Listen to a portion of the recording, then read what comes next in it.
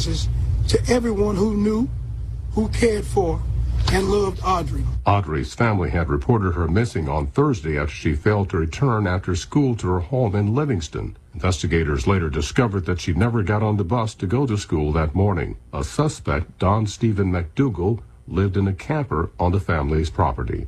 I'm Norman Hall. 2 men face murder charges stemming from last week's shooting at the Kansas City Chiefs Super Bowl victory parade. Small business people have a big problem with the Biden administration. Job Creators Network CEO Alfredo Ortiz on a recent poll of the group's members. What we have found is that these small business owners, hands down, believe that this administration and the Democrats' agenda has hurt them tremendously. Only about 20% of these small businesses actually believe that the administration and that Biden has actually helped them. He spoke with the Salem Radio Network's Mike Gallagher. She lost in Iowa, New Hampshire, Nevada, and if the polls are correct, Nikki Haley will lose the South Carolina Republican primary to Donald Trump. So why is she staying in the race? Well, Mr. Trump tells a Fox News town hall, "I don't think she knows how to get out." And the former president says that plays right into the hands of the Democrat establishment. On Wall Street, ahead of this morning's opening bell, the Dow futures are down 84 points. NASDAQ futures off 108. More on these stories at townhall.com. Relief Factor, pain relief that's natural, pain relief that works, and pain relief that attacks the source of the pain. That's the experience of tens of thousands of Americans who are taking Relief Factor right now. See their incredible video endorsements at relieffactor.com and then order your 3-week quick starter pack for just $19.95. That's less than $1 a day. Find out if it can work for you like it works for me by ordering your 3-week quick starter pack today. Relieffactor.com, relieffactor.com. Be the next success story. This is Dennis Prager, and now a truly exciting new benefit. My monthly online video get-together for Pragertopia Plus members only. For an hour each month, get an exclusive chance to ask me anything. I'll be answering your questions. I've never done this. Submit your questions for me at Pragertopia.com. This is our chance to connect like never before. Go to Pragertopia.com or click the banner at DennisPrager.com.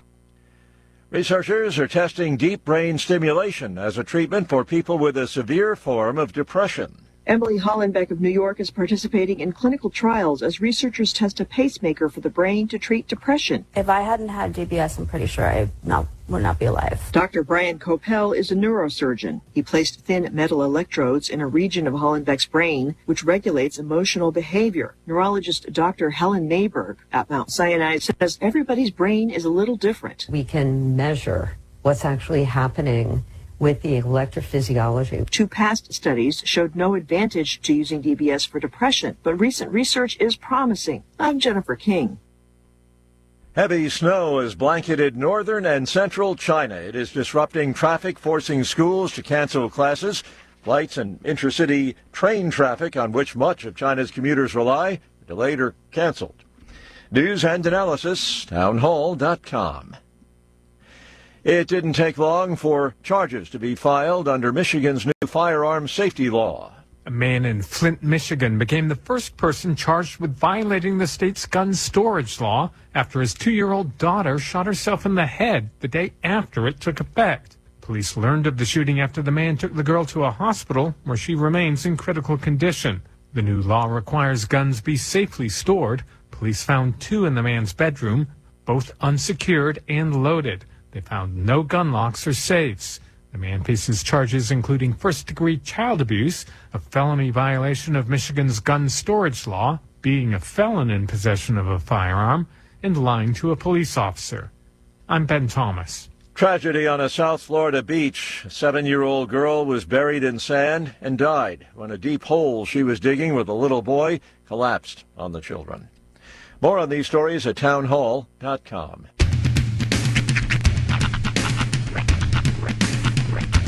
What in the wide, wide world of sports is going on here? I promise you, whatever scum did this, not one man on this force will rest for 1 minute until he's behind bars.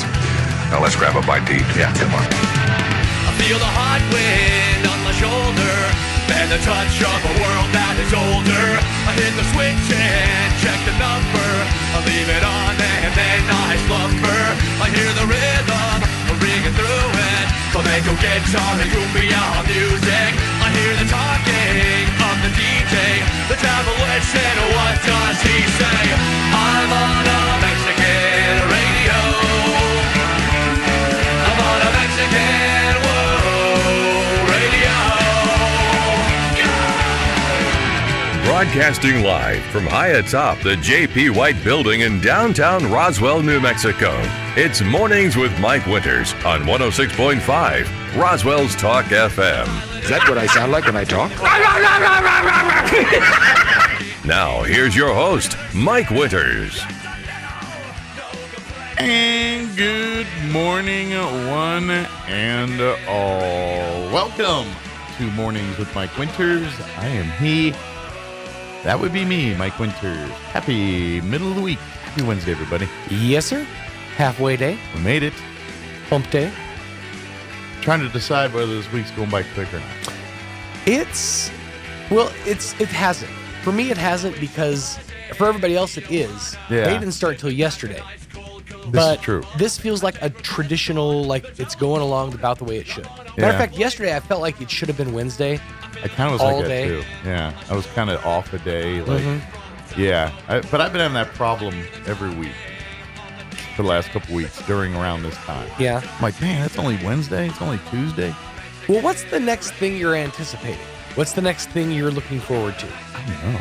Because see, that's usually what'll dictate to me whether or not my days or weeks go by fast. Is if I'm looking forward to something good, Yeah. it always creeps by. But if it's something I'm dreading, it's rapid. Yeah. It's like Friday all of a sudden.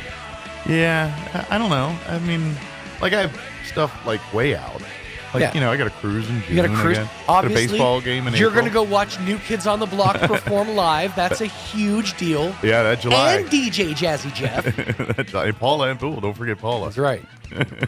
So, you know. How could we ever? That's a tentpole thing in my world. That's right. I was talking to my brother over the weekend on the phone, and we were talking about getting together, and I was telling him, we'll probably come out Christmas, visit and everything.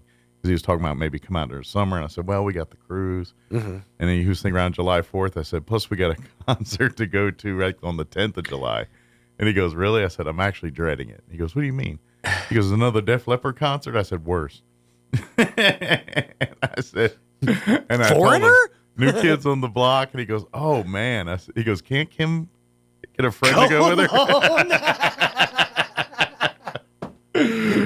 Surely there's another woman that wants to go with her. So, but yeah, it was kind of funny. But yeah. Did you leave out DJ Jazzy Jeff? Oh, no. That's vital. No, I tried to add that in to make it a little better. It didn't help. That's right. But excuse me. But sorry, got me there. But the thing that gets me is I didn't like them then. Like it wasn't like as a kid I loved them and now I hate them. I didn't like them when they were popular. Well, you aren't the target demo. This is true. You aren't a screaming 13-year-old girl. Yeah. I mean, DJ Jazzy Jeff kind of like, because, everyone, Fresh Prince, everyone, there was a time where he was cool. I always thought it was pretty funny, all the various different ways he would insult the Bankses and then get thrown out of the house. Yeah. And then DJ Jazzy Jeff was there in the background, spinning the record. He always get tossed out. Yeah. But, yeah, he was like, because to be honest, no one can name a DJ Jazzy Jeff thing that is not attached to Will Smith. Well, most but people that's can't. the whole thing is people remember him from his character from Fresh Prince, from Jazz. But he legit has his own career and everything. Like I have, honest to goodness, in the past with friends of mine, walked up and non-ironically done the Will Smith and DJ Jazzy Jeff handshake, which is just simply. I've done that with people before. Yeah, I mean it is a thing. Like he's a tent pole of, like, as using your word, of pop culture. Yes, but I got to be honest. I have no idea what DJ Jazzy Jeff's going to do by himself up there on stage for an hour or whatever. I don't know. You know what it reminds me of? Do you remember the movie Tenacious D and the Pick of Destiny? Yes. Do you remember how at one point Gas gets up on stage, KG gets up on stage and starts jamming out, and he's just doing his part, right, which is just the backing vocal? Right. Maybe that's what's going on. Ding, ding, ding, ding, ding. You get all across the land. I got all the bass from every single Will Smith song. I got to imagine in the 40 years since they worked together, he's probably done something. Yes, I would imagine. Yes. He's probably, produced a song or two. I thought I was going to, my wife texted during our conversation. I thought, uh-oh, here it comes. She goes, don't forget Savannah Bananas. I was like, yeah, the ball game in April. Yeah, we got the Bananas game too. That'll be fun. See, and that's probably your next big event to look forward to. Yeah, but that's in April. So yeah, that's probably right. March is kind of just their month. Yeah, I don't know. I mean, Easter. Get to the salt mine of the month. You got Easters. Is spring break in March this year? I haven't even paid attention yet. I haven't. Well, you don't have kids. You don't have to pay attention to that. I know, but my wife's a teacher, so she knows. That's true. I'm like, when is it this year? I don't remember. I think it's in March.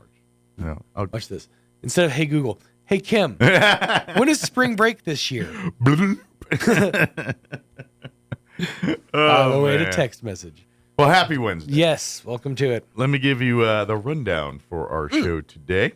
John with Oasis Computers is patiently waiting for us to get through our banter to talk with him this hour. So John will join us, and as John does each and every month from Oasis Computers, he talks technology and gives us sage technical advice. I was like, it's always got to be sage. I love sage. Always got to be sage. Sage is good. Rosemary never gets the love it deserves. No. And it doesn't sound right when we say basil. That's right. I want some basil legal advice. Some basil tech advice. He's the parsnip of.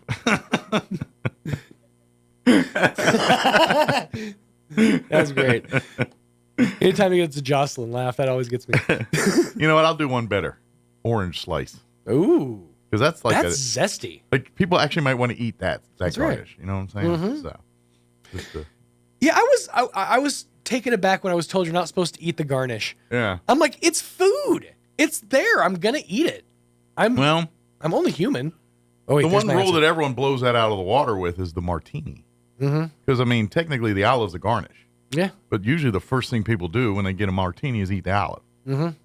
Unless they like to wave it around and. But like I'm weird. I'll eat the parsley on the dish. It's like, that's a bit weird. Well, they say it's to freshen your breath or something. Freshen up cleanser afterwards. or something. Yeah. Yeah, but who does that other than the guy from That Thing You Do? That's pretty much it. Remember that movie? Yes. And there's a scene where he was trying to pick up a lady. It was Zahn, Steve Zahn. Is that his name? Yeah, he was the bass player. I can't remember. He was in the band. He was one of the band members. But yeah, there was a lady he was going to schmooze, so he started putting parsley in his mouth. And I was like, that's a thing? I didn't know that. Thank you, That's where I Kim. learned that from. That's not an answer, but thank you, Kim. She sent me the calendar. Ah, nice. Now I got to look it up myself. She said, oh, yeah? You're a slave. Here you go. I'll let your personal assistant look it up yourself. March 18th through the 22nd. There you go. Yep. We nailed it. That's right. We were right on it. That's right. But thank you, Kim. Yes. So John from Oasis is going to join us here in just a few minutes. In the 8 o'clock hour, we're going to replay our interview we had with Nicole and Jolene with Pinwheel Healing Center. They joined us on Monday to talk a little bit about their services and for mental health and things like that, substance abuse. And then in the 9 o'clock hour, about 9:15, Don Weld with American Legion Post 61 is going to join us, inviting everyone out. This Sunday is our annual Four Chaplains ceremony. Yes. Out at First United Methodist Church. It'll be Sunday at 3 p.m. It's a free event, and it's a very, actually, you're in and out in about an hour. And every year we celebrate the Four Chaplains and the story of the Four Chaplains. It's already that time of year. It just seems like it just comes up real quick every year. February. Technically, the event happens in the beginning of February, and when we're supposed to kind of around the actual of the Dorchester. But we all know we're competing with Super Bowl every time right around the year. So we usually do it towards the end of the month to kind of not compete with the National Football League. and not to take any of the honor away from the event, but it's always my favorite story because it starts like a bar joke. Yeah, a priest, a minister, and a rabbi. Yeah, I mean, you're right. It really does start off like 7,000 jokes, and and then goes into this story of the sacrifice these 4 men made. So, but anyway, we're going to be doing that ceremony on Sunday. Don's going to come on here in the 9 o'clock hour, tell us a little bit more about it, and of course, invite you to join us at First Standard Methodist Church Sunday at 3 p.m. Plus, we'll do all of your features, including the newses of the local and national variety, Wall Street business updates, and whatever else we can come up with. I ran an experiment last night, and I'll wait till next hour to talk about it. Oh, is it the one I asked you to? It is the one you asked me to. We'll talk about it next hour. You guys have to get to. I'm just going to go ahead and leave it hanging. Ooh, I'm curious, though. Yeah, we'll talk about it next hour, because I saw something on social media yesterday that people are doing with their kids, and I was idly curious if it was true. It's not dangerous. That just sounded... And I don't have any kids of my own to try it on, so I asked Sean to try it on his kids, and he did. So we'll talk about that next hour. All right, it is 7:16. Let's get you up to date on the weather. I'm meteorologist Steve Hamilton with your Pecos Valley weather. Get ready for some very gusty wind today. We have a cold front dropping in. No rain with that system, but it will cool us off a little bit on Thursday. In the meantime, very warm today. We'll be right around 80 for the afternoon high, and wind gusting at 40 to 45 miles an hour. Watch out for some blowing dust across the roadways. We will have some sunshine. Clear tonight, low 40s, upper 60s, and sunny Thursday. That's your latest forecast. I'm meteorologist Steve Hamilton. Thank you, Steve. Currently, 38 degrees here in Roswell. Humidity is at 48%. Winds are calm at the moment. Because of the wind today, we have a wind advisory that will kick in at 11 a.m. this morning, remaining in effect through 7 p.m. tonight. Plus, we have a red flag warning that will also kick in at 11 p.m. this morning and end at 7 p.m. tonight. You know what that means, because the heat and the wind, dry conditions, you shouldn't be doing dumb things with heat sources and fire anyway, but particularly so on days like today. Expect patchy blowing dust after 11 this morning, mostly sunny and a high of 81. That's the good part, but the winds will be a blowing out of the south, 5 to 15 early, increasing 25 to 30, gusting as high as 45 miles per hour later today. Clear skies tonight with an overnight low of 42 degrees. Winds will be out of the northwest, 10 to 20 miles per hour. For you Thursday, a little cooler tomorrow. Still not too bad, though. Sunny, 69 for a high. Northwest winds 10 to 15 miles per hour. Thursday night, mostly clear. Overnight low of 37. Northwest winds 5 to 10. Friday, sunny. Once again, highs mid-60s, 66 for a high with northwest winds 5 to 10 miles per hour. Then warming up for the weekend, mostly sunny and 73 for your Saturday. Mostly sunny, back in the low 80s, 82 on Sunday. All right, it is 7:18. We're going to take a quick 3-minute break, and then John with Oasis Computers will join us. Don't go away. Hey, Freddie Sos here with breaking news. Right now, we have over 20 new half-ton trucks currently in stock with rates as low as 1.9% for 72 months for well-qualified buyers. You won't find these rates anywhere else, so do me a favor. Tell your friends and race on in to Richland Motors, 2601 West 2nd in Roswell. Our lives run on energy every day. And every day, your friends and neighbors at New Mexico Gas Company safely deliver reliable, affordable, essential energy to New Mexicans. The kind of energy that brings families together, that surrounds us in comfort, the energy that warms homes and hearts. We're New Mexico Gas Company, and every day we deliver the energy that's behind some of the warmest moments in your life. That's why we're here. Asian Market brings the flavors of the East to Roswell. The market side has lots of new and different items, including new sauces and noodles to enhance your Asian dishes, plus new snacks and more. And the restaurant inside Asian Market has all Nook's favorites from 11 to 5, like wontons, egg drop, rice or noodle soup, crispy calamari, and the best barbecue fried rice in town. Dine in or call ahead for easy pickup. And find Asian Market on Facebook for updates on open times and specials. Hi, this is Nok. Come see me at Asian Market, 5702 South Main in Roswell. Call 575-840-5309. Attention Roswell, Carlsbad, Artesia, and surrounding areas. Roswell Tire and Appliance has what you're looking for with a great selection of refrigerators, freezers, washers and dryers, and ranges, and they can prepare your appliance as well with many models in stock and on sale. You can own it today. RTA services after the sale with repair, warranty, and delivery to Roswell and surrounding areas. Save big on a selection of scratch and dent appliances too, plus a great selection of tires and a team of people to help you when you need it most. Roswell Tire and Appliance, 101 South Main in downtown Roswell.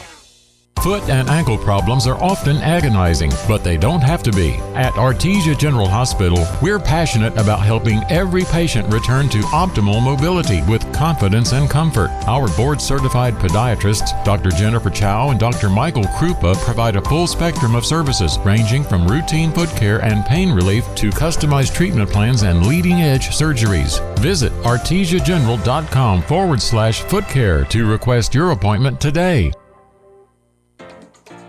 Every piece of land has a story, written by those who work it. But everyone's story is different. So the question is, how will you tell yours? Behind the wheel of a John Deere compact tractor, mower, or Gator utility vehicle. Run with us and start telling your story today. Stop by Pecos Valley Equipment in Artesia and Roswell, or visit us online at pecosvalleyequipment.com. Score a touchdown at your next tailgate with La Poblanita Party Tostadas. The perfect chip with the most satisfying crunch in the game. Flavored just right with El Charro's signature seasoning, it's the dippable chip that bites back. Make game night a winner with the chips everybody talks about. The chips that make bland salsas better and good salsas great. Snag a bag of La Poblanita Party Tostadas at your local grocery stores all over southeastern New Mexico. And get the party started with La Poblanita Party Tostadas by El Charro. They're all that and a bag of chips. Here's a Mornings with Mike Winters fun fact.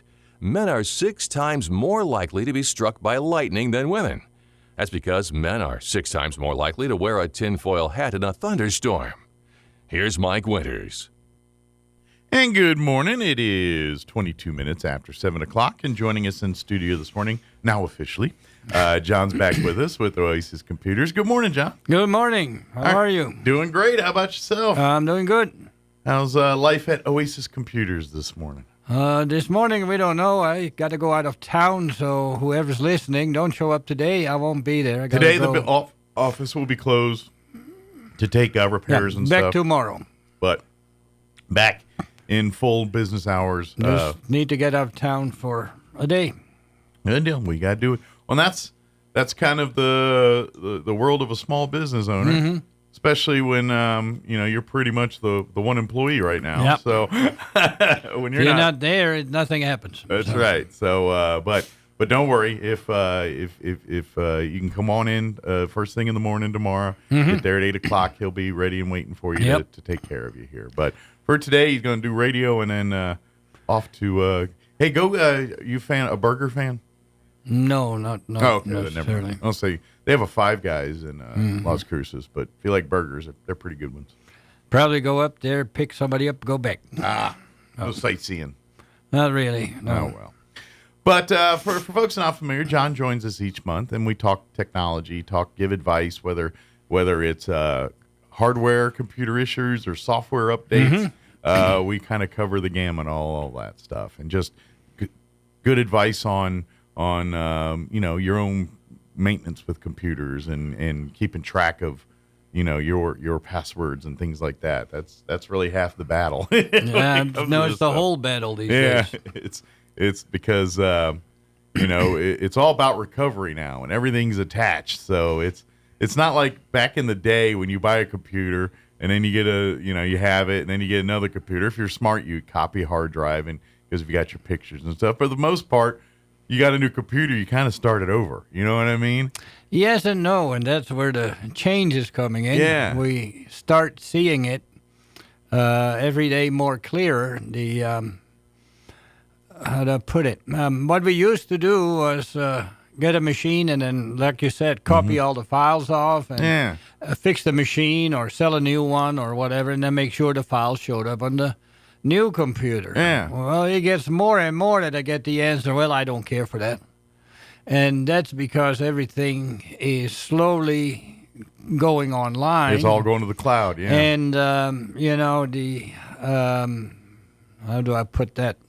The fight against Microsoft, I don't want it online. What most customers come in not wanting that is changing, That's and the way it of the world is now. going more and more. If you fight it, I call it you quit swimming upstream. Mm-hmm. It's easier if you just go with the flow, or start learning something totally different that has nothing to do with Microsoft. Yeah. What for my customers is not really an option. Well, we're at the point where the internet, cloud-based things, it's no different. We're getting to the point where it's like, sure,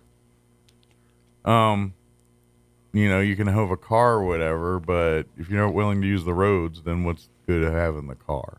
You know what I mean? It's kind of... Well, the technology's changing to tablets and to the phone more and more. But it's getting to a point where you're going to need to be a part of it because that's the cost of living in society. Yeah, today, if you do computers, you just about have to have a smart cell phone also. Yeah.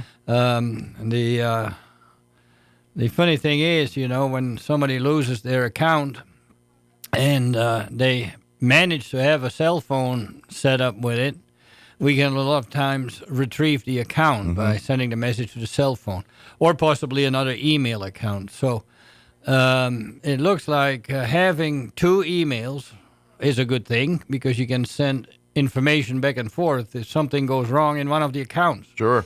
Then next is the cell phone is really tied to it for security, two-factor authentication to do something on the phone when you try to get in something. And that's why we can never remember our passwords anymore because we don't type them in as much because we're busy using our face or our thumb or something. Not having any passwords, but it's kind of a mess right now. Yeah. So with all that, if you do a computer, you need to have like a cell phone almost also. Yeah. And then, especially if some older people have set it up themselves. So these days, Microsoft sort of forces you to turn your computer into a Microsoft Yeah, and if you're not account. reading all the OKs, the next thing you know, you've just... No, you can't get past it unless you know how. It's not obvious. You need to know something that's not on the screen. Right, exactly. How to do it. So for most... Again, of my customers, that's not an option. They don't know. They will end up with some kind of a Microsoft account. Then we'll find it's set up incorrectly. It could have done better. It's not necessarily incorrectly, but, it could have been just done better. Sure. Little more streamlined. And so the older folks will see the point and put your phone number in here. So they think for a minute and go, I'll put my landline in it because that's a better system. Well, that's no good at all. You come to the store and it's like... Can't text it, can't do nothing to it, yeah. If you're lucky, it says text or message to a phone and spoken message. So what is your phone number? Whatever it is. And then it's like, do you have it with you? No, it's my home phone. Okay, you can go home and you can wait with the phone. When you come home, call me first. I'll send the text or the message. You'll get a call with the message in it. And then call me back with what the answer is. And then maybe we can open your account up. Yeah. So you can see that don't work. And then, landlines don't really do texting. Mm-mm. So sometimes you can phone. only get a text. So yeah, you're right. You need that cell phone to just get into anything or do anything or access anything. And I know you mentioned landlines. And so I'm one of those people that I got rid of my landline probably 10, 15 years ago. Yeah. And because I haven't had it for so long, I forget people still have landlines sometimes because I just, you know what I mean? Right. I forget that because we just don't live in a world of course, with a landline is not really a landline anymore either. No, it's internet-based except for the too. last, from the curb to your home. Is even here in our office. We use Ooma Office. It's all internet based. It has nothing to do with a phone line. No, it all goes through the network. Yeah, exactly. So that's even I think there's other people that provide home phone service that aren't phone companies, like your cable and TV providers, I think, and that's all again internet based. Phone this way. So it's not even. It's a cell phone using the different telephone company with the telephone line coming in. Yeah. It goes a little down the street and turns into fiber also, and it goes on the network. Yeah, it's kind of I'm going to guess at some point we probably won't see phone lines anymore. It'll all be fiber. They wanted to internet. kick them out. There was an article in it a week or two ago. I read something somewhere that they're working on getting rid of the landline. But like so many things, in a way, it is more reliable. Mm-hmm. Of course, you got to think about it twice too. The telephone line gets powered by batteries if power goes out. Mm-hmm. You know, they have a whole battery of Backup batteries. systems, yeah. Yeah, so with as the landline is coming into most people's house, not the one from cable or from something else, that those wires are powered, 30 volts or something like that. And if you have just a simple old regular phone, nothing fancy with whatever on it, just one of those cheap phones. Yeah. You can make a phone call if there's no power or nothing. Gotcha. So that's a benefit. But, Absolutely. You know, do you keep that up for that reason? You know. Well, it's kind of like, every once in a while, a couple times a year, we'll have the ham radio club on the show here, and to me, for those folks, because of their technology, it works when all else doesn't usually. Right. But compare that with phone lines, maybe is they got their own equipment and talk to each other without any other infrastructure. And so I think because of that reliability, right, it will never ever ever go away. But it may not be popular or used very often, but there will be people on the planet that still actively do that kind of stuff. Right, but a phone line needs infrastructure. You need a cable running down the street, whatever. Yeah, so it's wired. I think that phone lines indeed will disappear eventually, as you know, the traditional phone line, a couple wire that comes in. But the people that do the radio, whatever, they may hang around for a long time to come. Well, because that replaces your phone line then if there's emergency. And those guys are relevant even today, especially places like where we live. Whenever, people go up in the mountains and go camping and get lost up there, guess who they're calling to help part of the communication? It's the ham people. Right. Because their cell don't work up there. Half these radio, but the ham guys, they can communicate. So so sometimes the old technology is your best friend. Right. and ham's usually one of those ones that points that out every time. Of course, that's changing too. Think of Starlink. Take your computer with you or whatever and put your little dish up to see the thing, and you have pretty much internet anywhere in the world. We to be honest, pull back the curtain. We have a Starlink for our company. We use it. We've used it a couple times when we go do sports games. Right. And we're out Makes in places like, that don't have good internet, some of these smaller towns and things. And the couple times we used it, Starlink worked like a champ for us. I hear it works real good. I have not personally had any experience with it, but we got one about 6 months ago. Got a couple of people come in that when it came up and they said, "Oh, that's great." Yeah. So it's fast and good. It's good high speed internet and it works pretty much everywhere you take it. That's the wave of the future when something is that needed, and then you could literally go to the most remote places of the country or the planet and in theory have internet. I mean, that's kind of a big deal. Until you get used to it, and then it's normal. Well, exactly. Just like everything else. Well, and it's like we were talking about technology and things, and you and I grew up in an era where there's a phone booth on every corner. Yeah, and now it's like when I was a kid, we did not have phones. Yeah, and there's nowadays, like you ask younger generations, and they wouldn't understand that concept of these blue boxes and red boxes, or on every street corner, or you go to the airport and there's a whole row of 20 phones sitting there for people to use. That's all gone away now, and changes in technology. Yeah, shoot. The 80s Superman movie makes no sense because there's no phone booths for Superman to change it to nowadays. That's right. Clark Kent had the phone booth, and now Clark Kent don't get no phone booth. So. Right.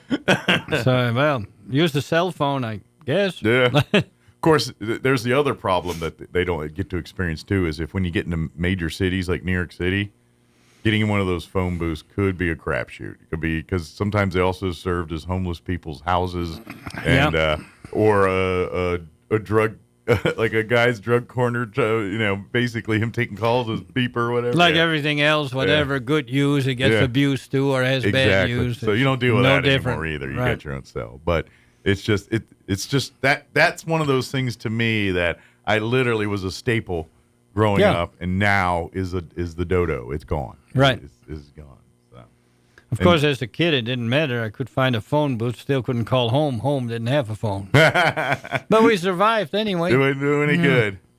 Oh, but now I always wonder now, like, do the Amish, because, like, the Amish, like, back in the day, like, because they don't have phones and smoke signals. Yeah. But usually how they worked it out for, like, emergencies was the town they lived in had, like, one payphone that sat on, like, a phone pole on the outskirts of town. So, in theory, if someone needs a medical issue or something emergency related, or, I think if they need to conduct business, right, that they can make the phone call, like if they're selling their furniture or some of their goods, they need to make a phone call to talk with contractors and whatever. I think there's permissions for that.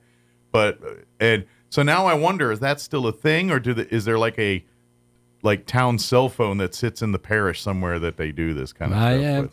No idea, and it actually has never crossed my mind. Yeah, just be curious. Right, it'll be interesting. Yeah, but anyway, we got a little off topic there. But, but the point is, we're kidding in this world where you're going to have to accept the fact that if you want to do things on a computer, you're going to have to plug into the internet. You're going to have to do something because. Even to set up a simple email account. It's just nowadays. like what the phone went through. Yeah. Phone was invented, and big business and rich people had a phone, and everybody else did not. Then it got more common, but still was relatively expensive. But you could afford it. And then it got real commonplace, and now it gets replaced by the cell phone. But if you for a certain time, I imagine. It's just expected that you had a phone at home. You want a job, whatever. We'll let you know. We call you. Yeah. And now it's the cell phone. It's just what we find now is it's almost getting to the point you can't run a computer if you don't have a cell phone. It's just getting close to that, depending on what you want to do with it. Right. We're in our world where you can't live your life without a cell phone. It's getting to the point, especially when we hit the pandemic, where you couldn't even walk into a store and say, here's $5, give me a thing of milk, I'll see you later. You couldn't even really do that anymore. It was all done online, delivery, and you had to have a cell phone, internet access to do all that kind of stuff. And that was the big challenge during COVID, was getting people access to that stuff that normally didn't have access to that. Yeah, stuff. It's amazing how much technology was suddenly used in a different way. Yeah. And so I think that we were going that way anyway. I think COVID forced our hand a little bit to speed up that. Yeah, it changed a lot of things. The working from home. Look at all the empty buildings these days. Sure. That's becoming a problem. Sure. It's a lot of well, as business owners, there's all business owners, even John, he's a mom and pop business, and he's all about customer service. But at the end of the day, it's about how much money he spends versus how much money he brings in. And that's how a business works. And so businesses found, I can bring in more money and put out less by doing it this way.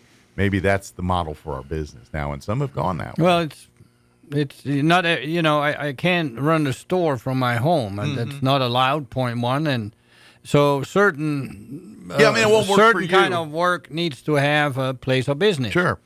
But, anybody that comes to work and sits the whole day in front of a computer to give quotes out or whatever, may just as well do that from any other place. Yeah. The beach, if you wish to, or your bedroom or wherever. Whatever, yeah. Exactly. Or the coffee shop down the street. But, that's a problem for some people because now the boss has nobody to commandeer around.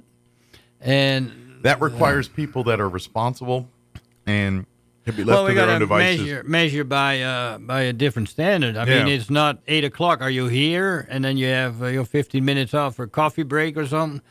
No, now you've got to measure, is there productivity? Does the job get done? There's quotas, there's deadlines, things like that. If somebody wants to work in midnight, if that works for that particular work, and they like that, okay, fine. As long as it meets the deadlines and the parameters of what they got to do, So, I don't know. It's just changing world. Sure, absolutely. And but with that does come that, like you said, that and that's, and then I mean, technology wise, that's a good thing, because any way you can make things simpler for society, I think all in all that's a good thing.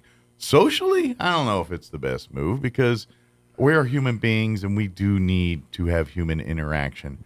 I think we do have a bit of a disconnect in our society right now because of technology. I think, but I mean, it's not like, but I think this is one of those ancillary bad negative side effects of technology is there's people now that are lacking social skills because they're not in room with people anymore. But then you can make a point, listen to the song, Look at All the Lonely People. Yeah. When did that come out?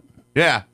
There were no cell phones when that came out. It's true. And there's still, somebody made a song about look at all the lonely people. Yeah. So it may be worse, though. Yeah. Like, you could have put But it's just worse. like, it's just one of those things where it's like the protocol of in a meeting and stuff. And you learn that by sitting in a room and being in it sometimes. And sometimes I wonder if some of that gets lost to certain people. But I don't know. It has all its benefits and drawbacks, I guess. Yeah. It's good to meet up every so often with your peers and to see what's going on. But then I just talked to my cousin in Germany again on Friday, I believe it was. Mm-hmm. And it's on the cell phone these days. And it's like he's right there. Right. So. Yeah, oh yeah, technology and that side of it. And actual communicating, it's just...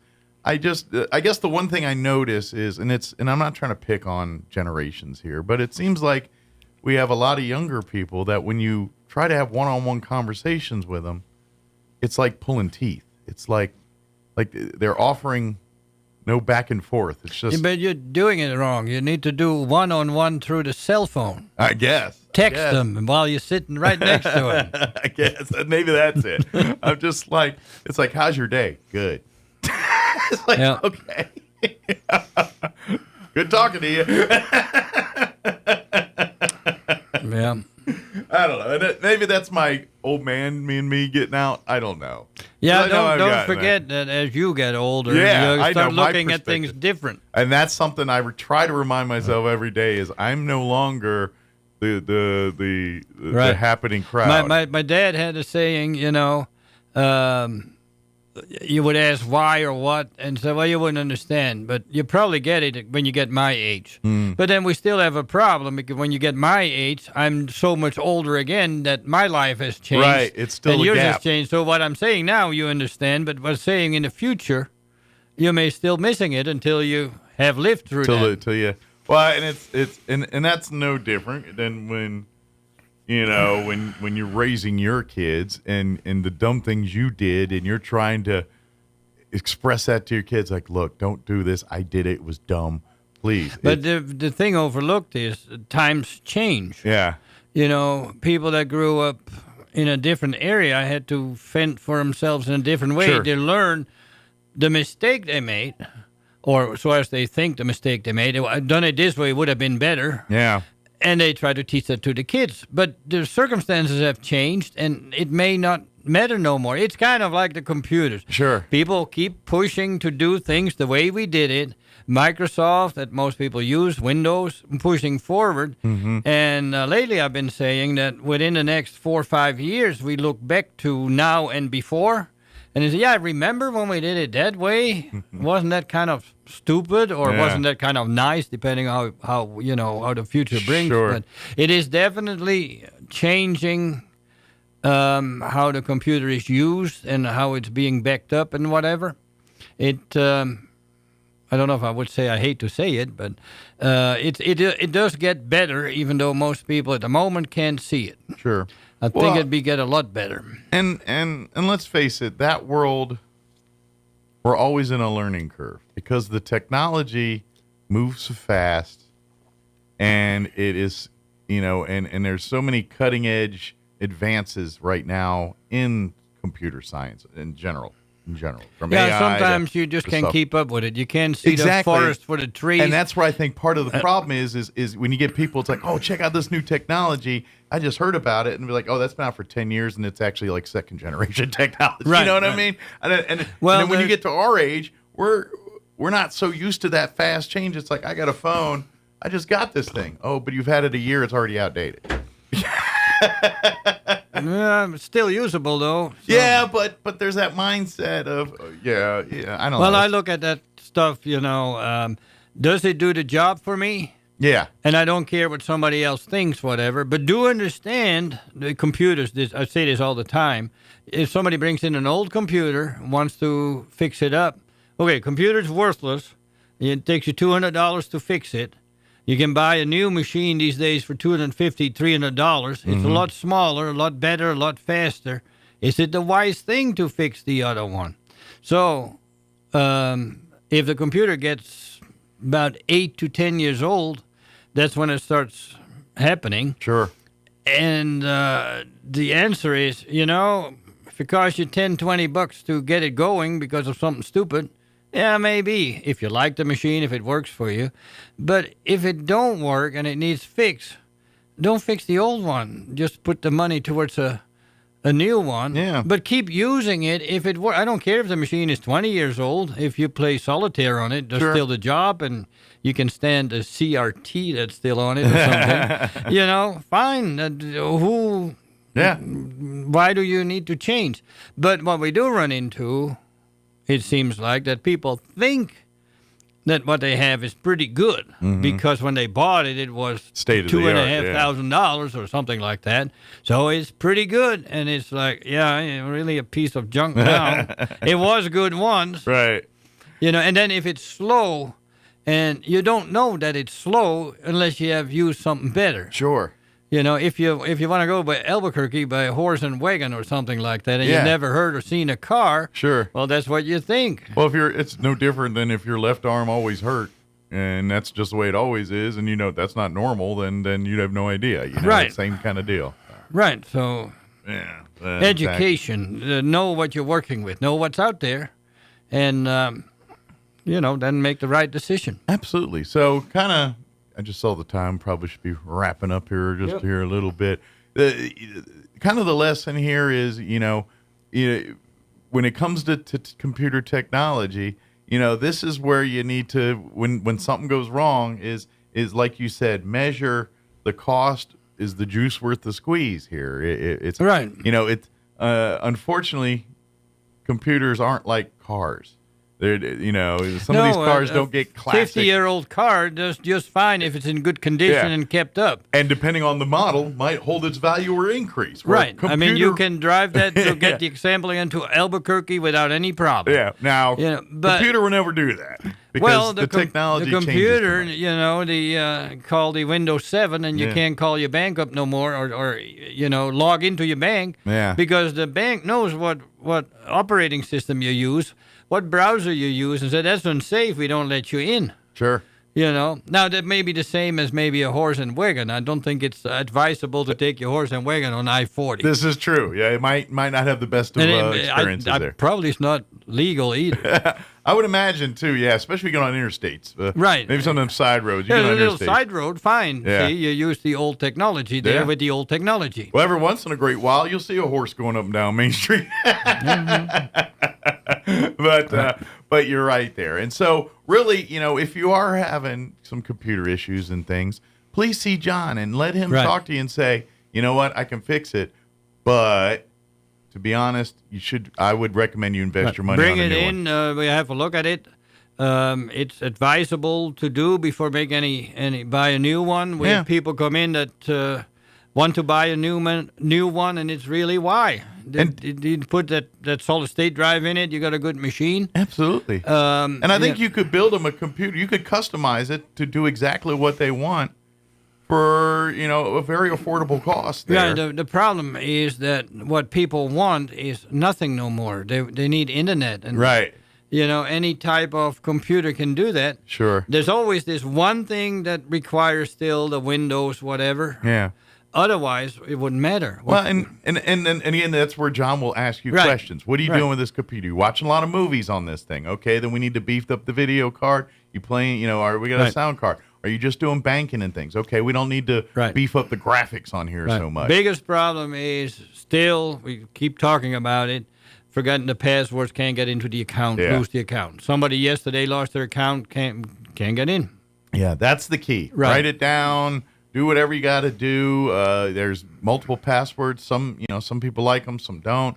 It's all preference on some of that stuff. But the more you stay on top of your passwords, the easier your fix will be when something goes wrong. Really to the point, use a password manager. Yeah.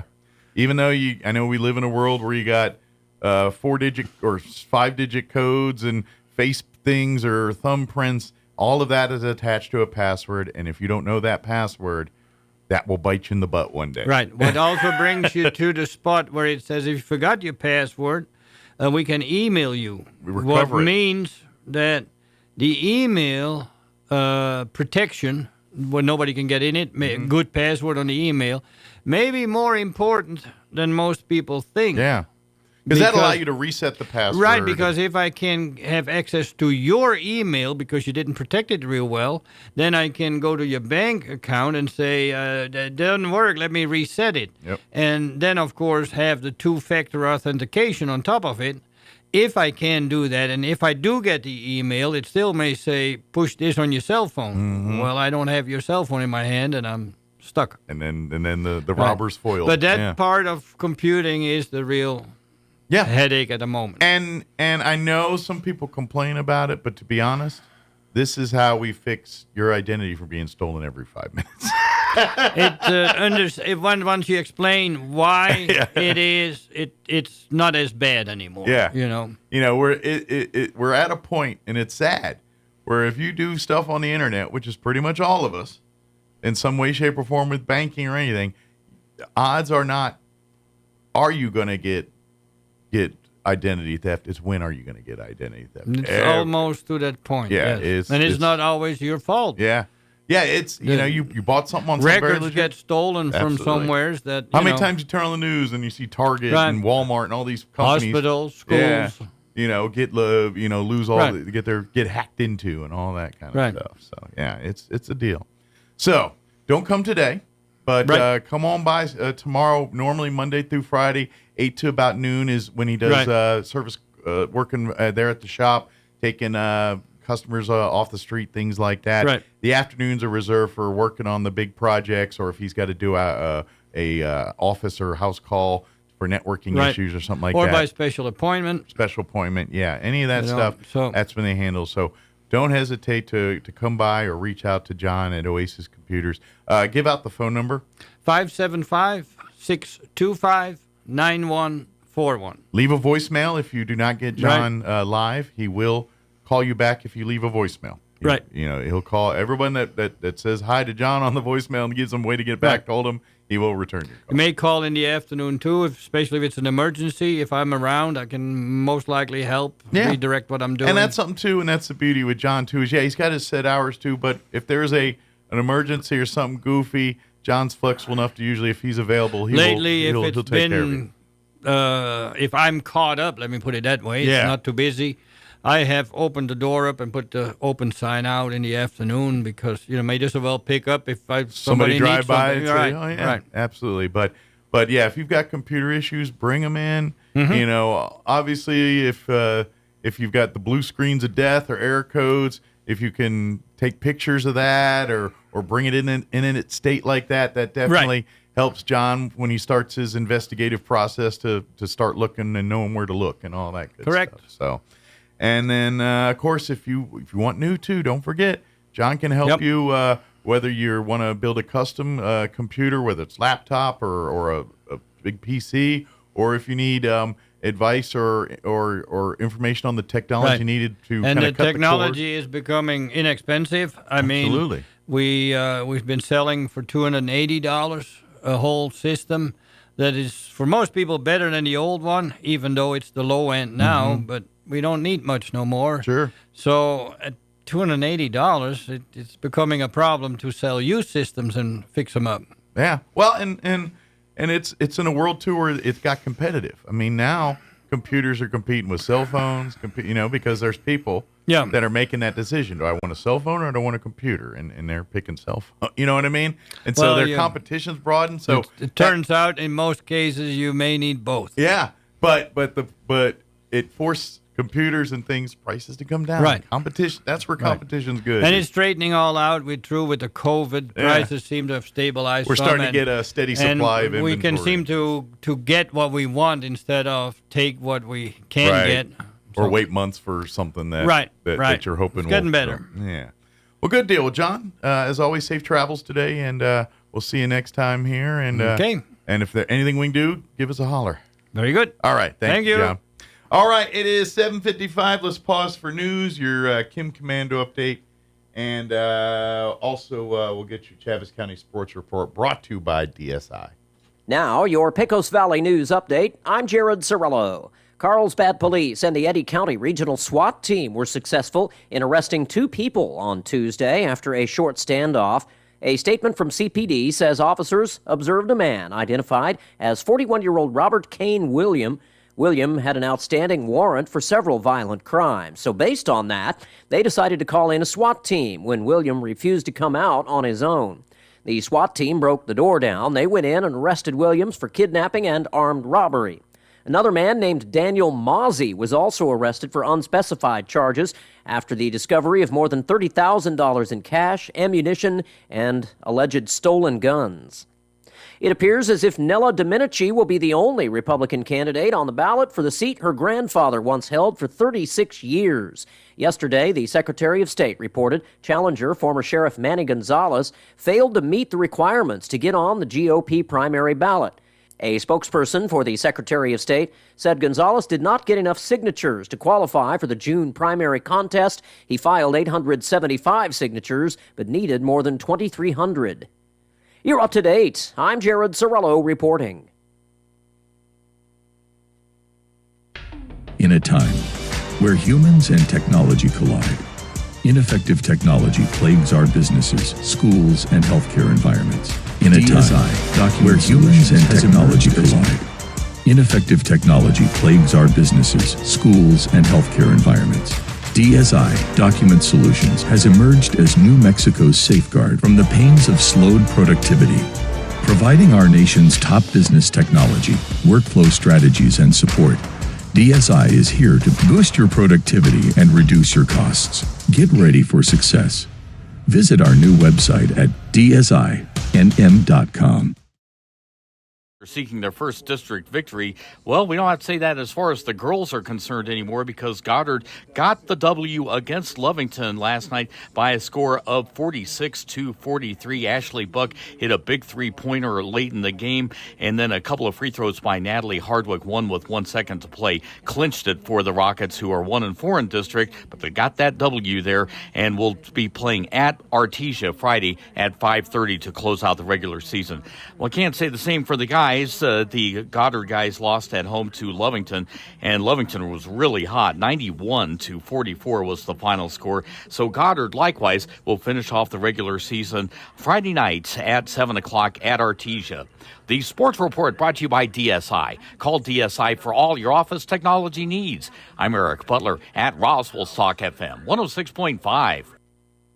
With the Wall Street Business Report, I'm Bill Alexander. Capital One announced Monday that it would buy Discover Financial Services for $35 billion. The combination could potentially shake up the payments industry, which is largely dominated by Visa and MasterCard. Home Depot forecast full-year results below analyst estimates on Tuesday, signaling that lackluster demand would continue to pressure the company this year as people tighten spending on home remodeling amid sticky inflation. With food prices and borrowing costs still elevated, customers are limiting home-related spending to just essential repair and maintenance. General Motors has temporarily paused sales of its 2024 model year Chevrolet Colorado and GMC Canyon midsize trucks to address intermittent software quality issues. Ford Motor has cut prices on its Mustang Mach-E electric SUV by up to $8,100 after sales fell sharply in January. For the Wall Street Business Report, I'm Bill Alexander in Washington. Here's a Mornings with Mike Winters fun fact. A group of 12 or more cows is called a flink. If you have only 11 cows, that's called a lot of cow pies. Here's Mike Winters. And we're closing in on 8 o'clock. Town Hall News up next. We'll be back on the other side of news. You're listening to 106.5 Roswell's Talk FM, KEND, or Roswell, New Mexico. News this hour from townhall.com. I'm Rich Thomas. When it comes to picking a running mate, Donald Trump says he's looking for, in his words, people with common sense. Mr. Trump in a Fox town hall last night acknowledging he is not ruling out a former Democrat. In addition to the Republicans, whose names we've heard before, Tulsi Gabbard's name was mentioned. Former Dem, she's now an independent.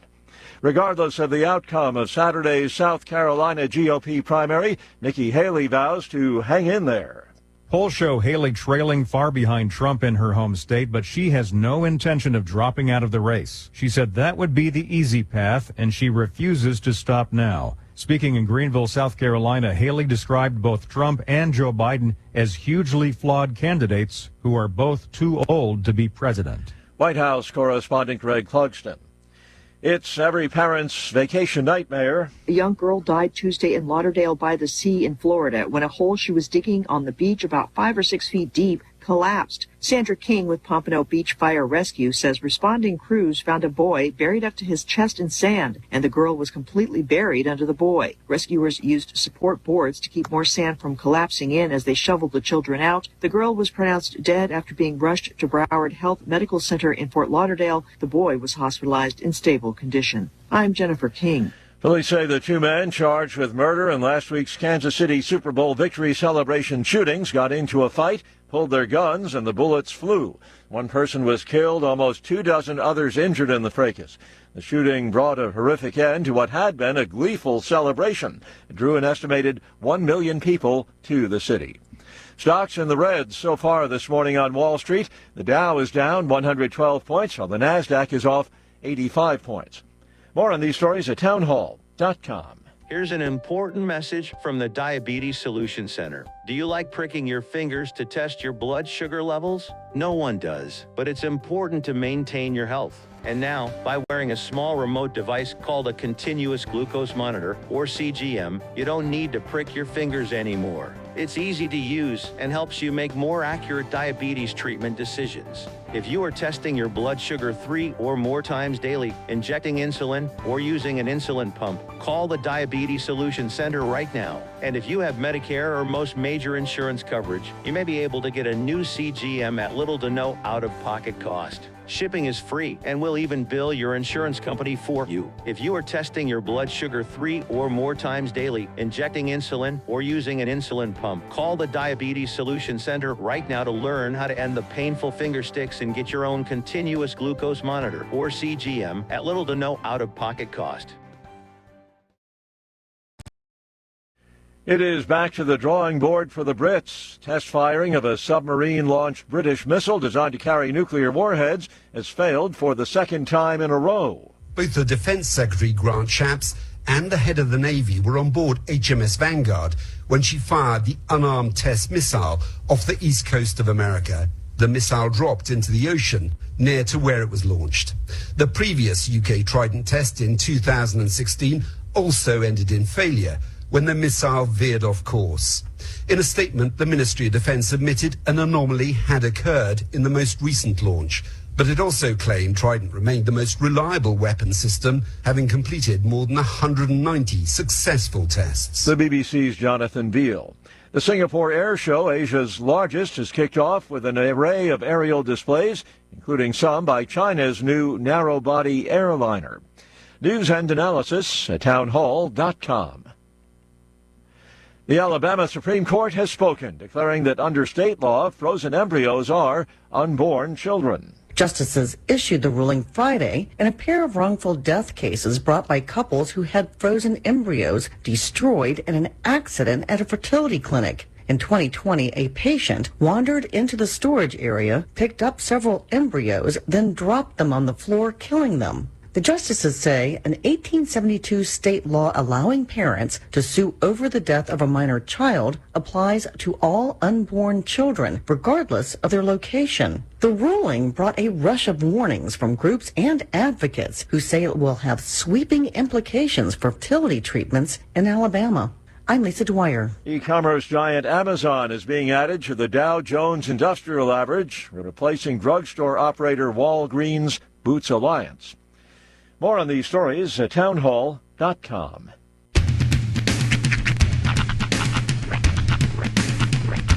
What in the wide, wide world of sports is going on here? I promise you, whatever scum did this, not one man on this force will rest for 1 minute until he's behind bars.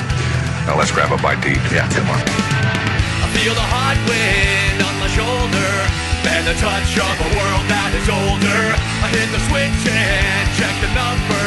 I leave it on and then I slumber. I hear the rhythm ringing through it. So then go get some and groovy on music. I hear the talking of the DJ. The devil listen, what does he say? I'm on a Mexican radio. I'm on a Mexican radio. Broadcasting live from high atop the J.P. White Building in downtown Roswell, New Mexico. It's Mornings with Mike Winters on 106.5 Roswell's Talk FM. Is that what I sound like when I talk? Now, here's your host, Mike Winters. And good morning. It is 6 minutes after 8 o'clock. Welcome to hour number 2. That is. Of Mornings with Mike Winters right here on 106.5 Roswell's Talk FM. It's hard trying to be every woman. I'm telling you, need that clock thing in the morning. All right, kids at school, it's fine. There you go. Good. Stone cold asleep when I got to Mom's house. I'm like, are you kidding me? Really? Wow. I wanted to drag him by his feet, and finally he's like, fine. He got up, and he was all groggy. Wished I could have slept in. Yeah, that's the beauty of being a kid. Uh-huh. Plus, kids can sleep anywhere. That's true, and he really can. Yeah. That kid can crash out. Like, I have to move his legs sometimes, or his knees will hyperextend. Like, he'll fall asleep with his legs off the couch, but like face down. Right. I'm like, dude, your legs are gonna hurt in the morning if you don't move. That's the beauty of youth. It's true. They snap back from that stuff. But it's like I can't imagine going from stone cold asleep to 6 minutes later. I'm in school now. Yeah. What the? Well, I can relate to that one.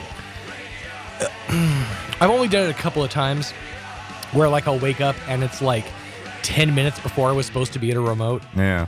It's like I go into panic mode. Yeah. Well, pretty much every day of basic training's like that. You go from dead asleep to 5 minutes later, you're out on the drill pad doing exercise. That makes sense. There's no. You literally have 2 minutes to get your butt out of bed, get in your clothes, whatever it is, your PT gear or your BDUs, depending on what we're doing that day, and lined up at the door. And they give you like 2 minutes. And I wouldn't sleep. Like, that would be the problem. I know you're exhausted, so you're going to sleep, but I wouldn't be able to because I can't sleep when I'm on edge. The first couple nights? Yes. After a week or two of that, you're sawing wood. You're tired. Yeah. Trust me.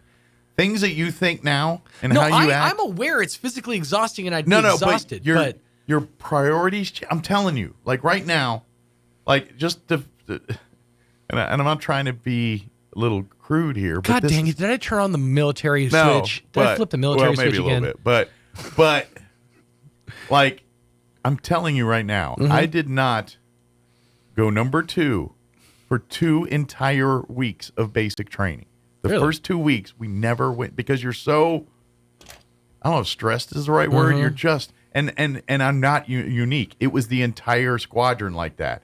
About a weekend, boy howdy, it opened the floodgates. But for the first week or two. Nobody. It's kind of like I would liken the first maybe second week of basic to being like the first few months of being in a dating relationship. Like I don't want to break wind around these people. Yeah. Well, and like okay, another thing. I smoked cigarettes back then. Mm-hmm. And you can't smoke in basic. There's Right. no. And normally, one that is addicted to these things does have, which I'm telling you, I had no time. I didn't even care about a cigarette until I graduated basic training because I literally, my brain was so enamored with everything else that's going on that I didn't have time to worry about that stuff.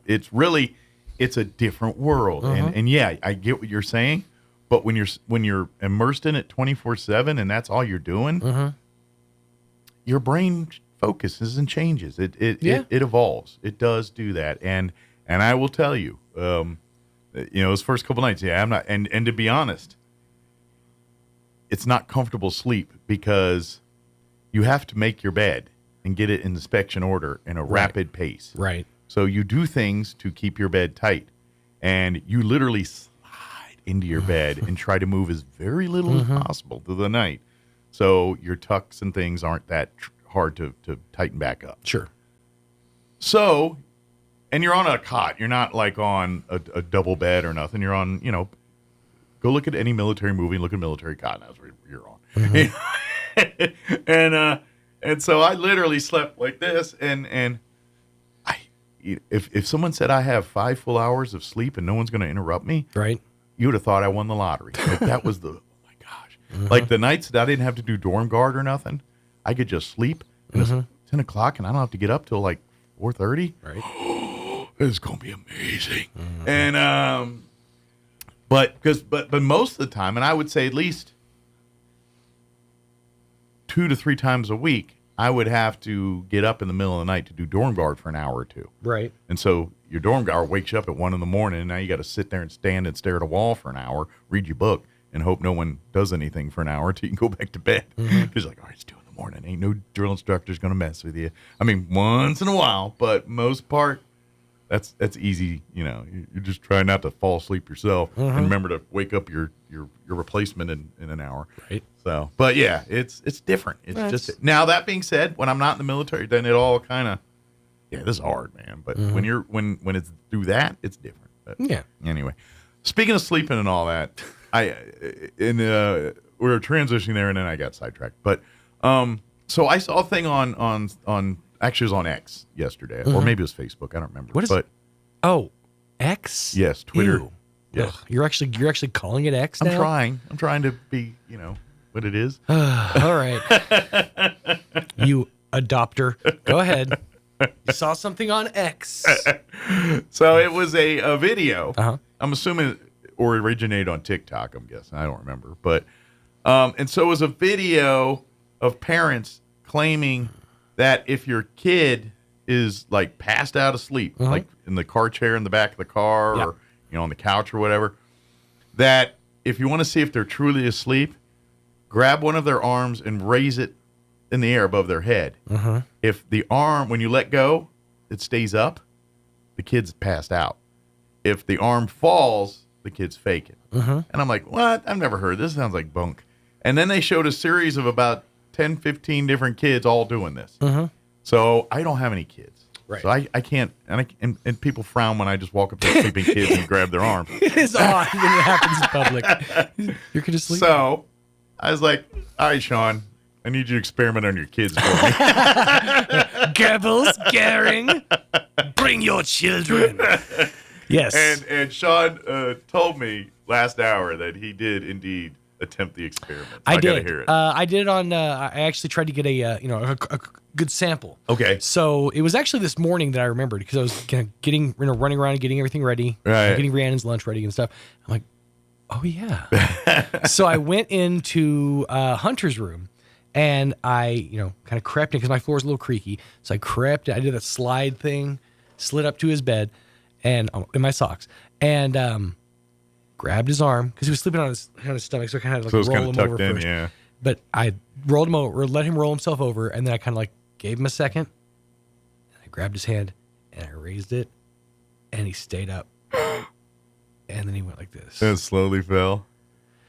So then I was like, okay, cool. Man. That's evidence of plausibility. It is. Yeah. So then I went to Rhiannon's room.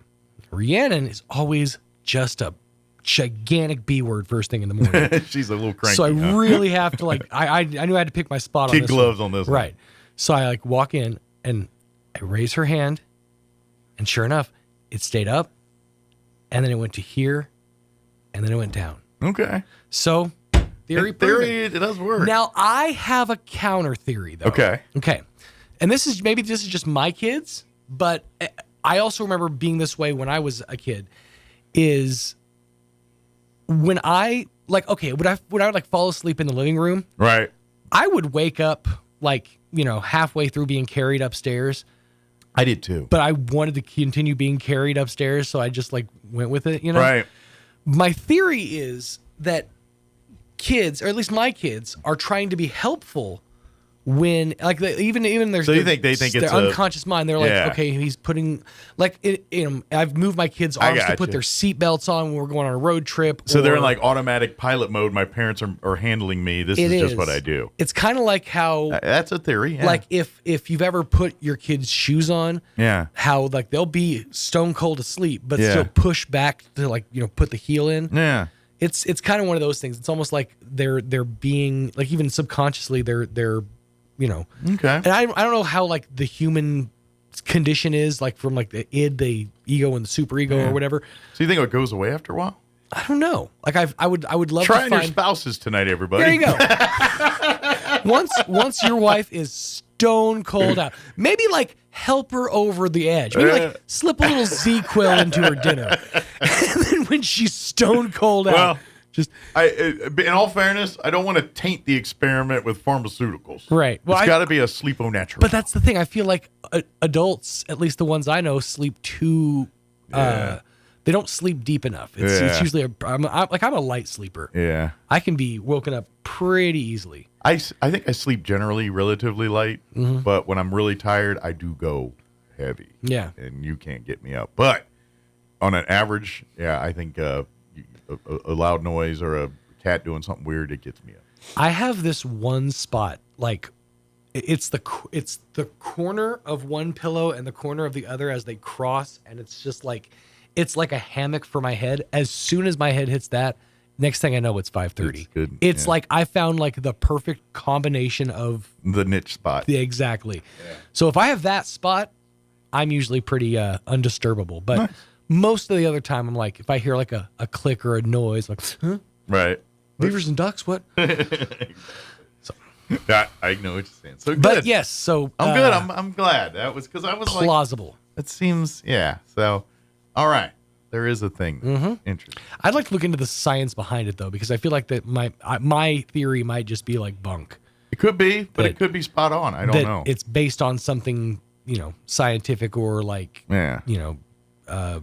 kind of evolutionary. The way the signals travel through the brain and the nerves. I don't know. It's going to come down to something involving our ancestors so they could catch spears better or something. I don't know. Yeah, something instinctual. Who knows? But now I imagine there's going to be at least a half dozen families here in Roswell going to give it a try later on today. So God bless you all. Experiment on your children and your spouse. And your spouse. That's right. The morning show said it was okay. That's right.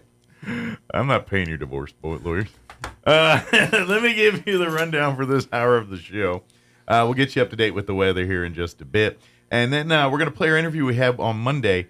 We had Nicole Scarpa and Jolene Romero join us with the Pinwheel Healing Center and talk a little bit about what they do and some of their services for mental health and substance abuse. So we're going to play that interview for you here in just a bit. And they're all over the state, by the way. So if you know people that need help and they're here in Roswell or in Albuquerque or Rio Rancho or whatever, they got offices. They got I think they say it's in the interview, but I feel like they said there's 5 different offices around the state. So, but anyway, we're gonna play that interview for you here in just a bit. Later on in the hour, we'll get you update with the news of the local variety and whatever else we can come up with for this hour of the show. But first, here is your weather. I'm meteorologist Steve Hamilton with your Pecos Valley weather. Get ready for some very gusty wind today. We have a cold front dropping in. No rain with that system, but it will cool us off a little bit on Thursday. In the meantime, very warm today. We'll be right around 80 for the afternoon high and wind gusting at 40 to 45 miles an hour. Watch out for some blowing dust across the roadways. We will have some sunshine. Clear tonight, low 40s, upper 60s, and sunny Thursday. That's your latest forecast. I'm meteorologist Steve Hamilton. Thank you, Steve. Currently 45 degrees here in Roswell. Humidity is at 42% with winds out of the northwest at 3 miles per hour. We do have a wind advisory that will kick in at 11 today and a red flag warning that will also kick in at 11 a.m. today. Both will remain in effect through 7 p.m. this evening. That's because it's going to be hot and it's going to be windy. Partly, mostly sunny with patchy blowing dust this afternoon. Expect a high of 81 today with winds out of the west early, 5 to 15 miles per hour. Gusts increasing 20 to 30, gusting as high as 45 miles per hour by this afternoon here. Skies will be clear tonight with an overnight low of 42. Winds remain breezy out of the northwest, 20 to 25 miles per hour. After midnight, we'll see winds drop down 10 to 15 miles per hour. Thursday, cooler, sunny, 69 for a high. Northwest winds 10 to 15 miles per hour. Mostly clear tomorrow night with an overnight low of 37 degrees. Northwest winds 5 to 10. Friday, sunny and 66. North winds 5 to 10. And then for the weekend, mostly sunny, back into the 70s on Saturday, 73 for a high there. And then back into the 80s, 82 and mostly sunny on Sunday. All right, it is 8:20. We're going to take a 3-minute break. Then we're going to play our interview with the folks from Pinwheel Healing Center. Don't go away. Are you looking for something fresh, or are you trying to find that confident smile you once had? Hi, this is Dr. Sarah Usher with Carabelli Dental, and I would like to invite you to our office to experience a new kind of dentistry. We have the most advanced technology and a highly trained team to provide you the best experience possible. Whether you're looking for a bright new smile or just want to make sure everything checks out for the best, call us today and set up your appointment for your next great experience. Come see the team at Carabelli Dental at the corner of 9th and Main in Roswell, or call 575-622-4455. Check out some of the bargains for Lent you'll find this week at your local Farmers Country Market. Select containers of Kraft Real Mayo are $4.48 each, and select boxes of Kellogg's breakfast cereals are $3.98 each. In produce, yellow peaches or nectarines are $1.99 a pound, and large fancy lemons are $6 for $1. In the meat department, boneless chicken breast tenders are $1.99 a pound, and raw catfish nuggets are 99 cents a pound. These are just some of the savings for Lent you'll find this week at your local Farmers Country Market. Double Up Days are back at Roswell Honda, and that means double your tax refund up to $2,000 right now. $1,000 gets you $2,000, $1,500 gets you $3,000, and $2,000, well, that gets you $4,000 towards your next vehicle at Roswell Honda, and that's on every make and model across the lot. Bring in your tax refund and let Roswell Honda double your refund up to $2,000. Now's the time to make your dollars go even further, and it all starts right here. Double Up Days are back at Roswell Honda, 2177 West 2nd. Wakefield Oil Express has the highest quality service in Roswell with a 17-point full-service oil change that includes a full wash and vacuum at their car wash. You won't find a better deal. They also offer full synthetic oil changes, fuel and cabin filter replacements, and will even check your battery. Their tunnel wash isn't afraid of dirty vehicles. They have the best value wash in town with free vacuums. They even offer wash passes that can be used for multiple vehicles. Next time you need your oil changed, go to the fast and efficient Wakefield Oil Express and let them earn your business. 3204 North Main, Roswell.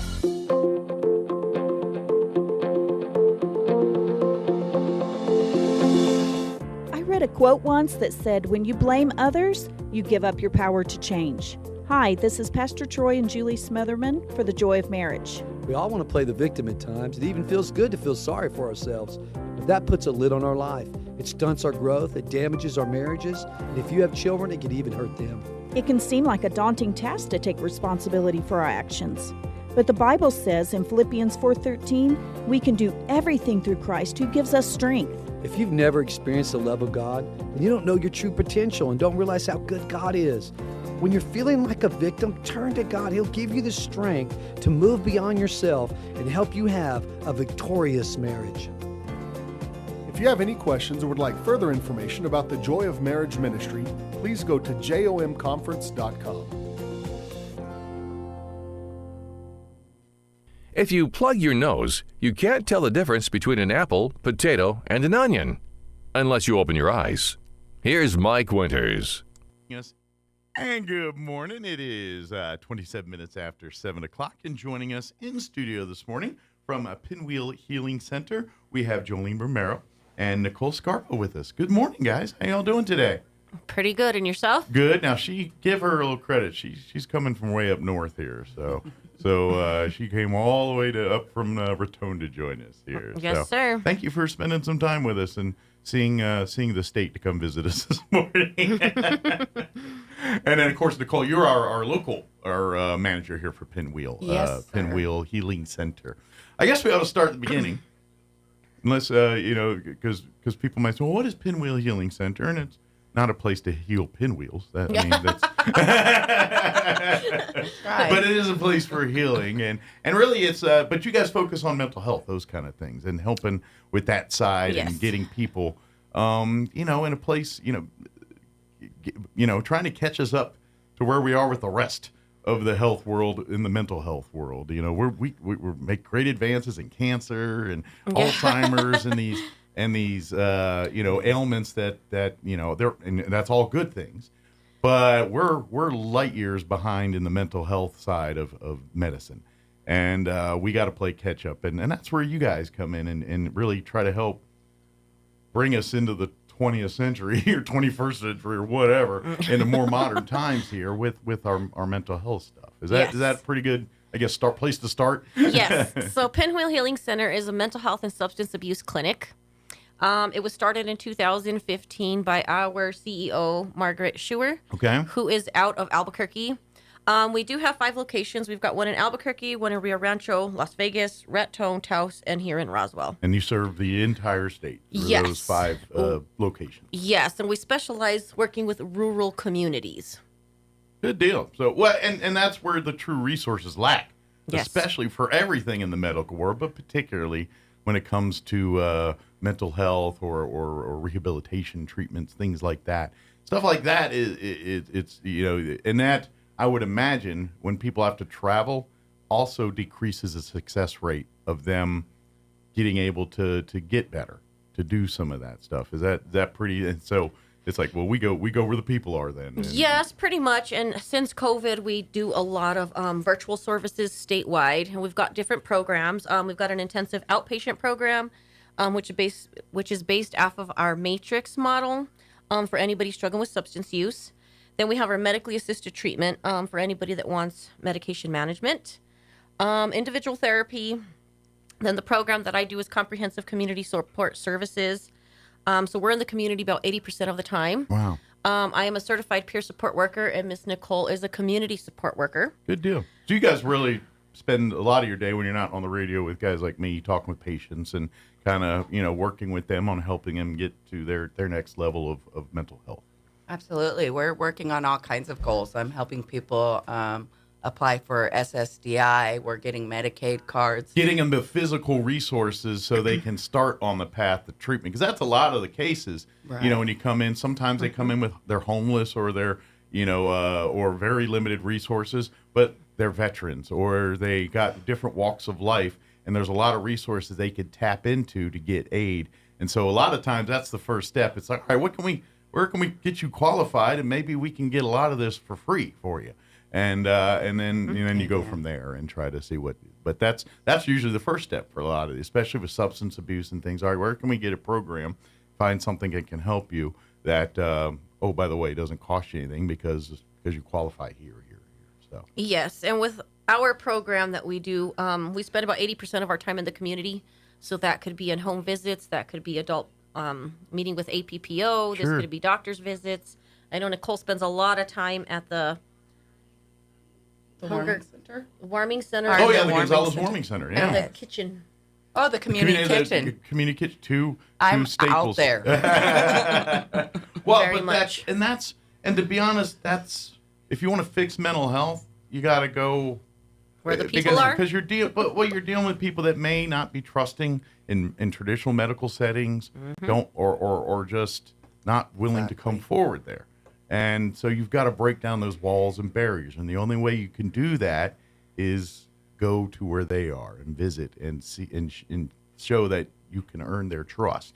And once that's established, then you can start the healing and the work and doing some of that stuff. And that's Yes, sir. And I would even argue that a lot of your substance abuse side of your job is more of the Band-Aids.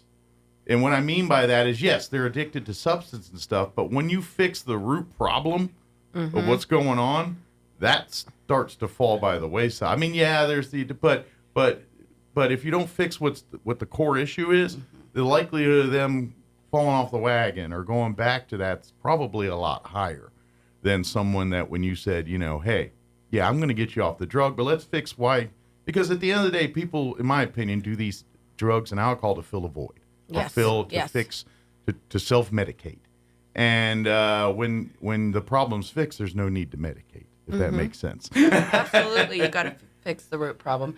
And I think that's why community support services support therapy very well, right? Because of what you're saying. Yeah. Now we can come in and kind of take care of those problems that seem more immediate. And that way, when they're seeing the counselor, they're working on the deep root issues instead of I'm hungry or I need a fix or, It's kind of like you guys really deal with like it's almost like a ER Wholesome. or a war situation where you got a triage. All right, they're in every day. triage. First things first. Are their needs met? Do they have a place to stay? Do they have something to eat? Do they have a place to live? I mean, do they have a place to clean, wash? Do they have a place to and if none of those boxes are checked, we get those boxes checked. And then once those boxes are checked, then we can say what's going on. Yeah, we do have an excellent program called Treat First, which is expedited access to care. So we're able to get those immediate needs met before they have an assessment. Traditionally, a client is referred. You got to wait about 2 weeks to get an assessment to identify the issues, get the referrals to the program. With the Treat First program, we're able to address those immediate needs before assessment. Gotcha. Real curious, how do clients come to you? Do they come recommended to you? Do they come on their own? Do they come court mandated? Do they come? Is it a cocktail of all of that? How do they come to you? We get a lot of referrals from APPO. We do offer a sex offender treatment program, which a lot of people don't. So we get a lot from APPO, from CYFD, the La Casa program here in Roswell. Up in Raton, we get from like medical providers. Referrals come from it's everywhere. all the above. All the above. There. Walk-ins. Gotcha. Mm-hmm. You say something there that you're talking about offender program and things like that. You're right. There's not a lot of programs for the offenders here, and of course, some people listening saying, "Well, of course not. Why would there be?" And this, these are evil people. Well, there's and people I would say, too. but hold on a second. Particularly domestic violence, it's a cycle type deal. Odds are pretty good that the abuser was probably a victim themselves in their younger days. A lot of times abusers become abusers because that's how they were raised. And to be honest, that's the only tools in the belt sometimes. I'm not trying to defend or justify. However, if all you know is what you know, and once you're shown, does that make you a bad person? Or does that make you an ignorant person or an uneducated person? And then there's a difference. Yes. And that's where, and once they realize, oh, this is not how you raise people, or this is not how, you interact with loved ones and things. Once they get it, then they're fine, or not all the time. I'm just saying. And so what you're saying is there's we as a society, and I get it, you get a sex offender or a domestic violence offender, and we're all ready to wash our hands of them. And I get that. I get that feeling because the anger, the emotion that comes there. But it's not as black and white as you think sometimes. No. And that's why, it's so great that there is the offender program. I know another great organization here, the Roswell Refuge, that's their domestic violence. They have a home here for, it's anybody, but it's mostly ladies that are there. But they also have a class for the offenders and things, too. So they can do that. So it's a great tool and it's voluntary as much as it is mandate.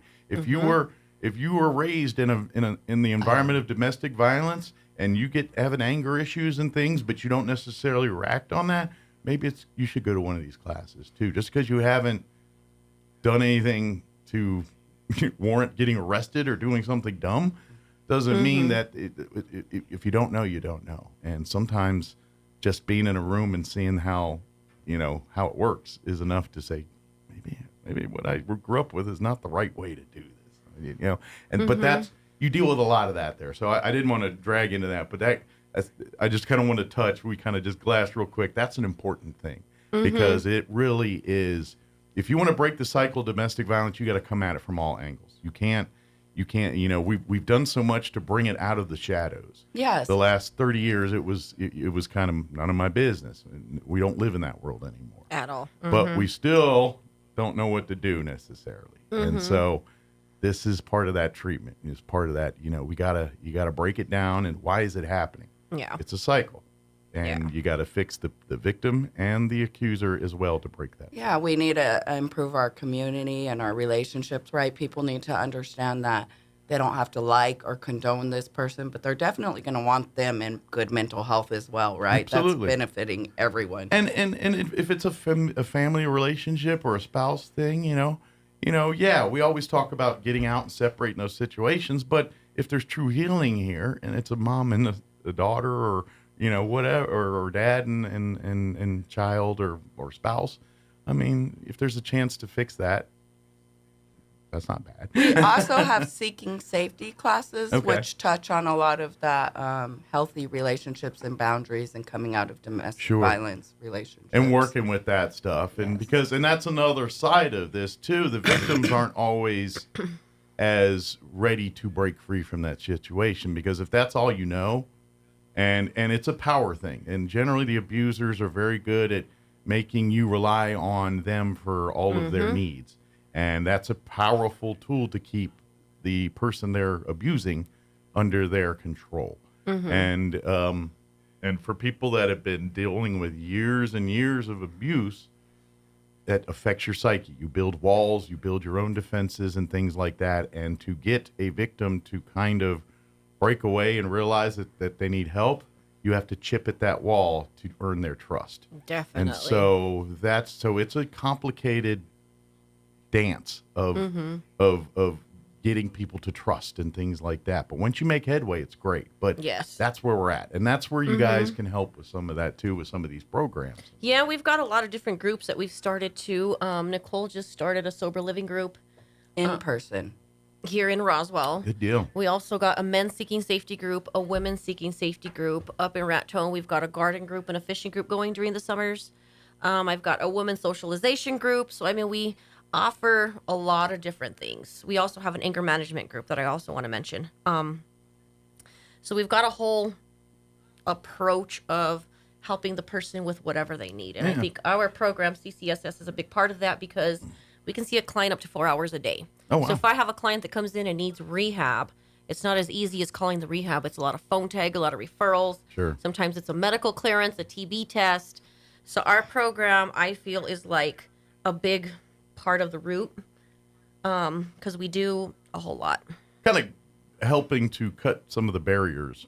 Yes. That prevent treatment from happening for some people. You guys can kind of cut through and navigate through some of that red tape to kind of expedite what's really needed. Yes. And so let me ask you this: if they're here in Roswell and they're wanting to make, what's the best way to get a hold of you? Is it online? Just call and come by? What's the best way to get in touch with Pinwheel here in Roswell for folks listening? So they can go directly to pinwheelhealingcenter.com. Okay. And there's a referral page on there. You can punch in all your information. Okay. You can also Google Pinwheel Healing, bring up that main intake line, and give them a call. They'll get you in. Most likely you'll be talking to Amanda or Angela, right? Okay. Yes, our intake coordinators are Amanda Segura and Angela Cisneros. Okay. One's in Taos, They're one's in great. Raton. Gotcha. But they do handle all of the intakes for all 5 sites. I gotcha. And that phone number is 505-636-6100. Is that like a 24/7 line, or is that business office hours? Leave a message if you call late. It's not like a Crisis emergency line. hotline No. or crisis hotline. No, There are it's some 8 to 5 intake line. Gotcha. But you can always call the mental health crisis hotline.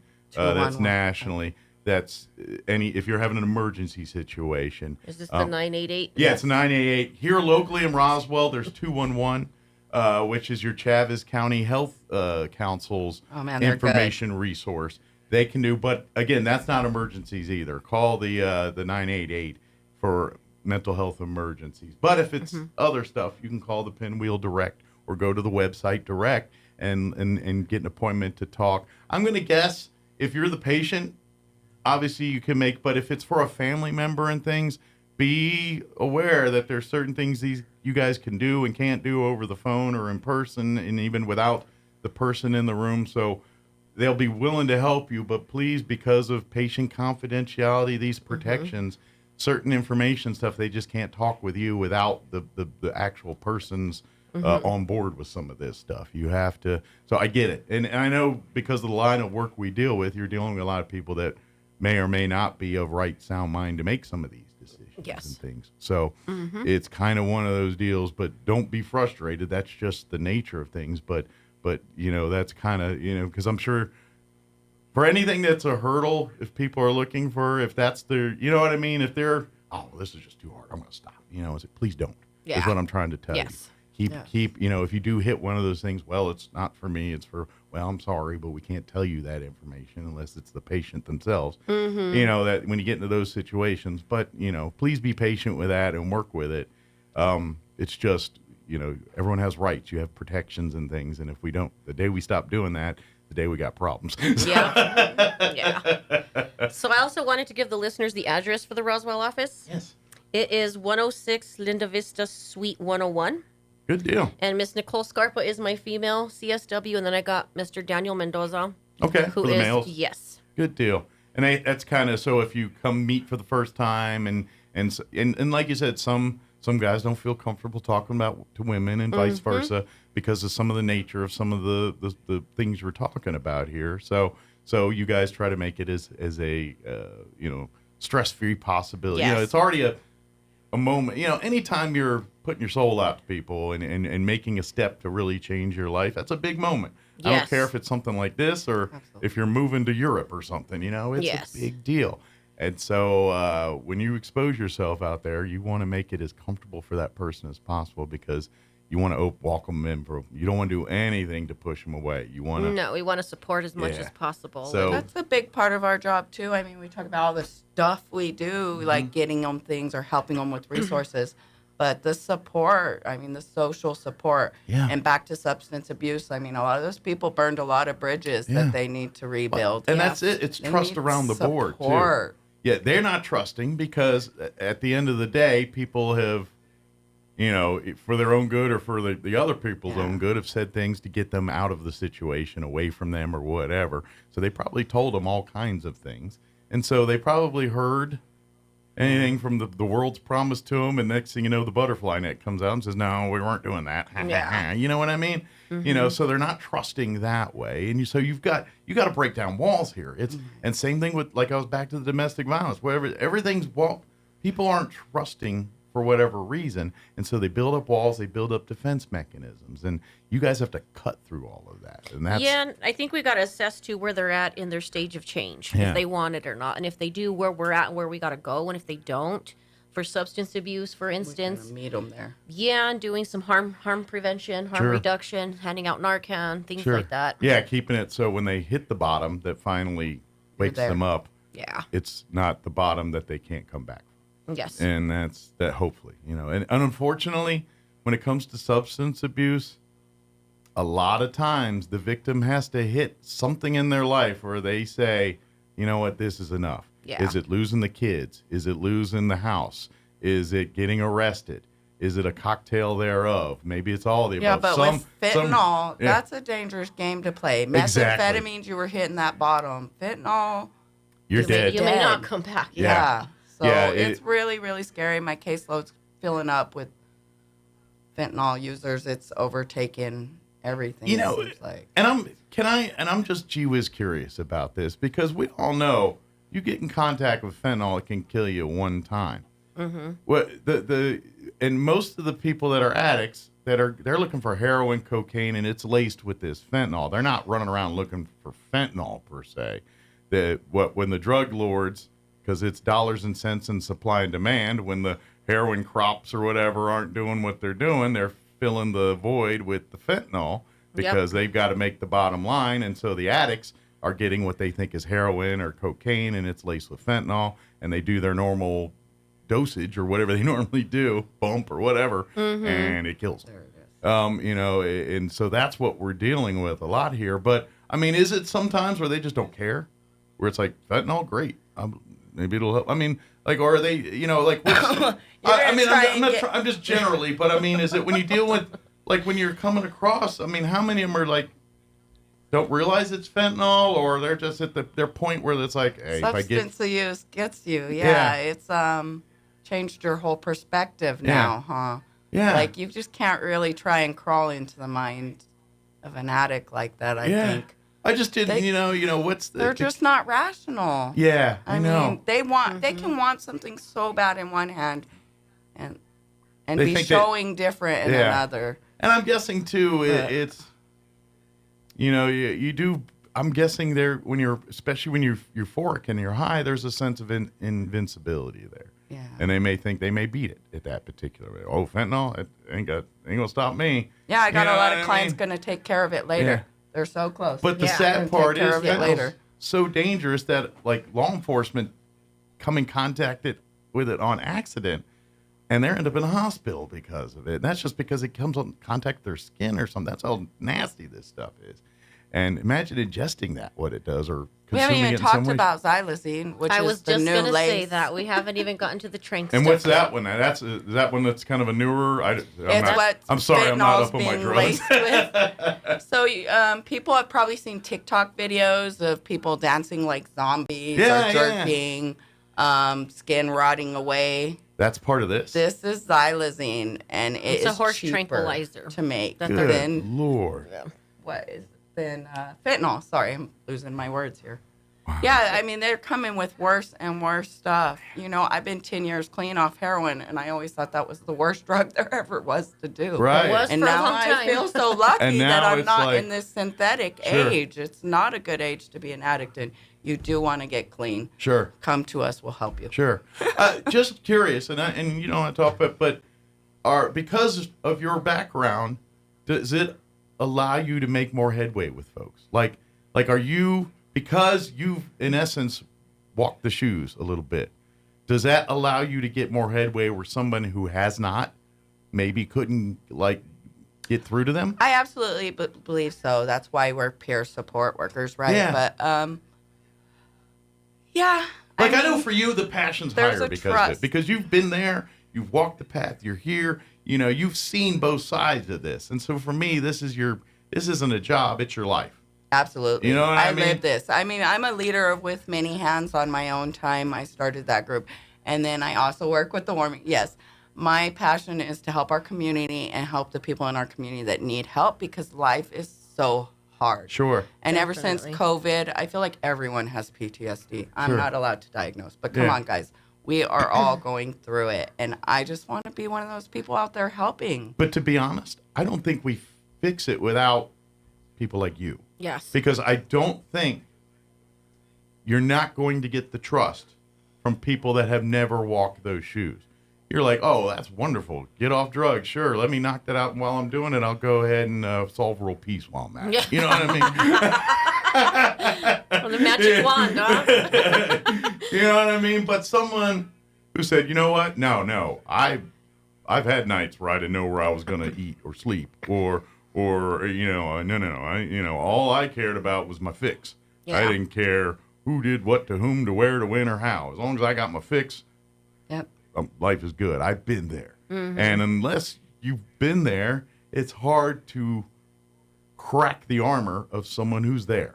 Definitely. And make headway. Clients will see that too. They'll see it. Yeah, they'll sniff I've you never out. struggled with substance use. Just sit there and talk to them. It's like you don't know what withdrawal's like. You don't know what it's like. Yeah.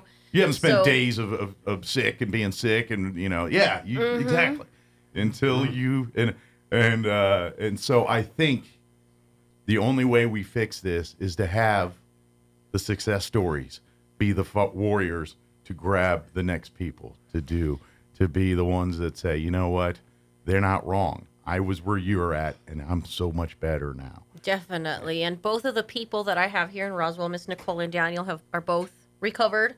And interesting fact is they were both my student interns at Eastern New Mexico University. Oh, wow. So I had her for her last year of her bachelor's program, and now I have Mr. Daniel, who I just brought on staff also. So Roswell's a small town, but New Mexico's a small town at the end of the Yes. day, really. Yes, it is. Granted, it really is. We have a couple cities, but everybody knows everybody, or at least knows some, kind of adjacent to, and that's to our advantage too. Yes, that is a good thing. So when you see this stuff, so hey, that's great. That's great that that's happening here, but.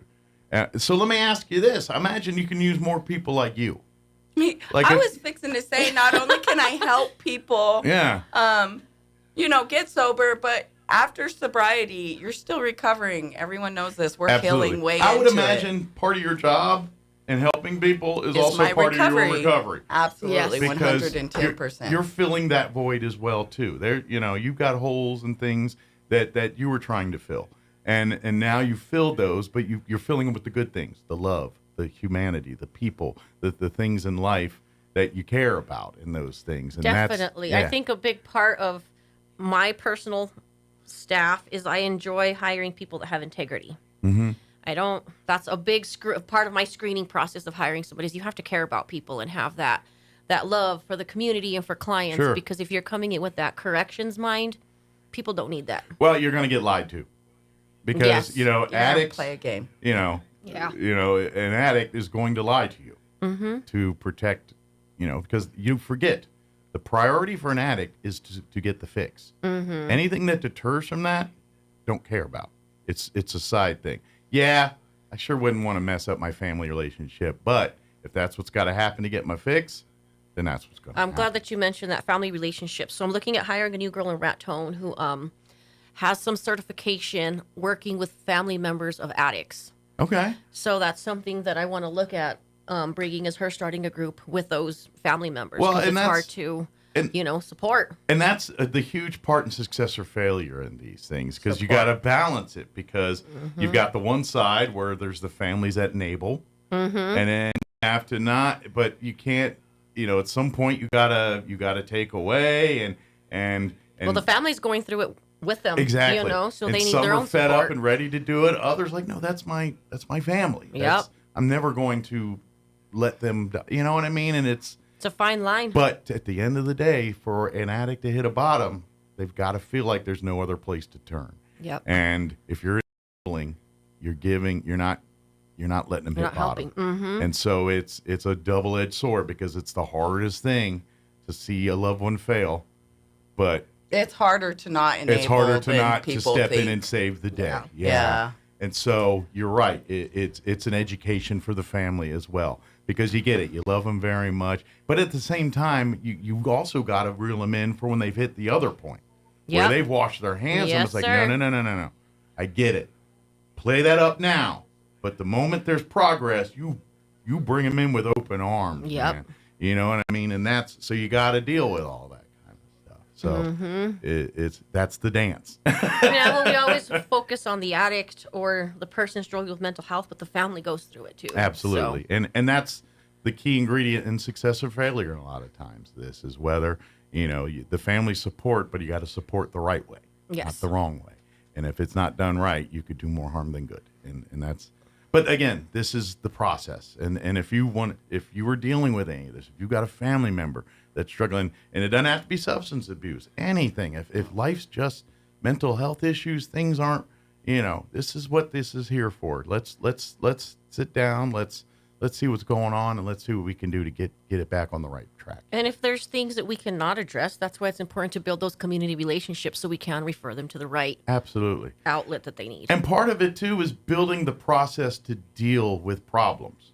Every life is full of problems. If life was easy, man, we all be It's going to keep coming. It's going to be hard. Always and something. that's what I think is a lot of what you do. It's not so much solve problems for people. It's to give them the tools so when the problems happen, they can deal and work with those problems in a healthy way, not in an unhealthy way. Yes. And once that happens, then success is there, because right. And to build those support systems, we're not there just to be their support. Sure. While we're working, we're going to create their support system that can then go with Absolutely. them. And paying it forward is another thing. When there's a lot of power when you've stumbled and you've gotten better, and then you're able to show someone else who stumbled, this is what I did. And then, you know, back to your recovery, when you're able to share your success and help others get success because of what you learned, that is so much a cementing and deal into your own health and recovery. So I just saw the time we're about to get kicked off for news here. But again, give out the website and everything. We got that one's yours. I'm going over this here. One's staring at my 505-636-6100. You can reach me personally to Nicole Scarpa at 575-317-6670. Very good. And please call, even if it's just to talk and see what's available. Let's start that process. You know, again, I want to mention you're in control, but you're the person who's deciding what's going to happen next. They're going to help you and guide you, but at the end of the day, you're the one to decide where it goes next here. Yes. Did we get it all? Yeah, 211 can find us too. 211 is an excellent resource for anything health related in Roswell. If you're looking for a doctor, if you're looking for resources, if you're looking how to navigate Department of Health documents, they can do all that stuff for you. So. Yes, sir. Well, thank you very much, and safe travels back north. Thank you. All right. It is 7:58. Quick break before news. Don't go away. Regional SWAT team were successful in arresting 2 people on Tuesday after a short standoff. A statement from CPD says officers observed a man identified as 41-year-old Robert Kane William. William had an outstanding warrant for several violent crimes. So based on that, they decided to call in a SWAT team when William refused to come out on his own. The SWAT team broke the door down. They went in and arrested Williams for kidnapping and armed robbery. Another man named Daniel Mozzie was also arrested for unspecified charges after the discovery of more than $30,000 in cash, ammunition, and alleged stolen guns. It appears as if Nella Domenici will be the only Republican candidate on the ballot for the seat her grandfather once held for 36 years. Yesterday, the Secretary of State reported challenger, former Sheriff Manny Gonzalez, failed to meet the requirements to get on the GOP primary ballot. A spokesperson for the Secretary of State said Gonzalez did not get enough signatures to qualify for the June primary contest. He filed 875 signatures, but needed more than 2,300. You're up to date. I'm Jared Sorello reporting. All across America, this is the Lou Dobbs Business Report. I'm Lou Dobbs. NVIDIA earnings today and a lawsuit to block sports streaming. Wall Street off to a slow start this week. All 3 major indexes lower yesterday. Technology losses weighing on the market. Apple, Microsoft, Tesla, and NVIDIA all down in the day. And investors looking for a boost from key earnings reports the rest of this week. NVIDIA quarterly results after the closing bell. Quarterly revenue expected to jump more than 230%. That's pretty good. The stock finished lower, though, to end trading yesterday. The AI chip leader still up about 40% just this year. Meanwhile, NVIDIA is the most traded stock on Wall Street now. NVIDIA replacing Tesla as the top traded stock by market cap. A big week for NVIDIA rival Intel, the chip maker in line to receive $10 billion of government subsidies this week, part of the 2020 CHIPS Act. Fubo TV suing Disney, Fox, and Warner Brothers Discovery over their sports streaming venture, concerns raised over the threat to other streaming and cable services. The Department of Justice reportedly looking into that partnership as well.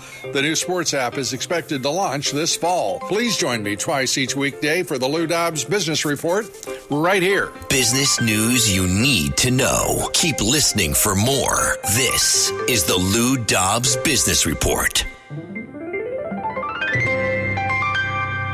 Companies in the United States are 10 times more likely to be a victim of a cyber attack. Manufacturing, healthcare, retail, financial services, the leading targets. Arison's Cyber Z Suite provides the protection you need before your data gets stolen, bank accounts get drained, and operations are at a standstill. Call Arison today to schedule a no-obligation consultation. That's 908-878-7717. Arison, ERACENT.com. 908-878-7717.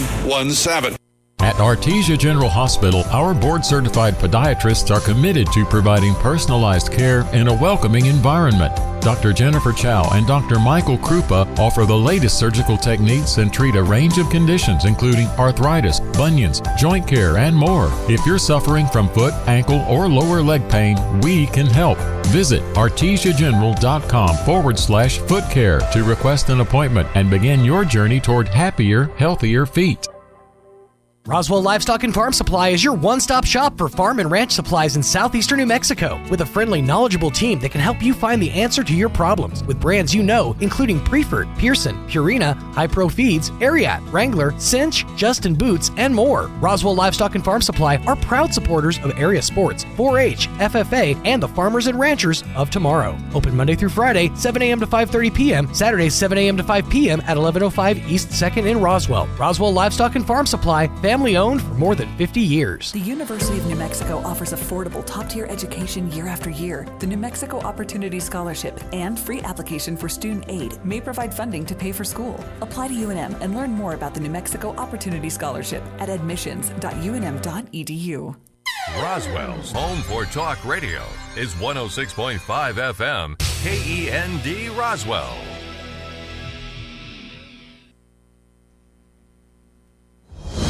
News this hour from townhall.com. I'm Rich Thomason.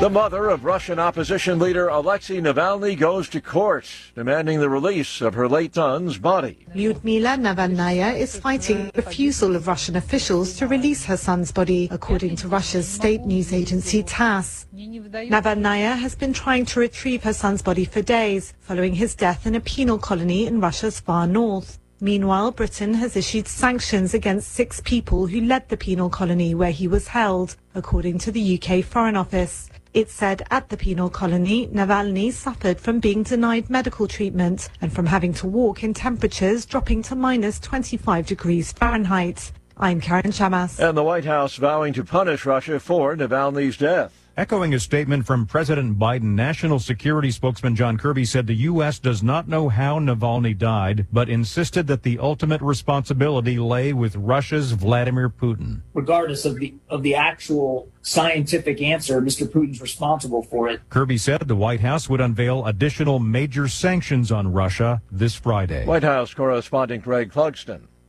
Presidential brother James Biden due to appear today before the House Oversight Committee. This is part of the Republican-led presidential impeachment inquiry. Despite a Supreme Court ruling against his student loan debt forgiveness scheme, President Biden is unilaterally canceling another $1.2 billion in federal student loan debt.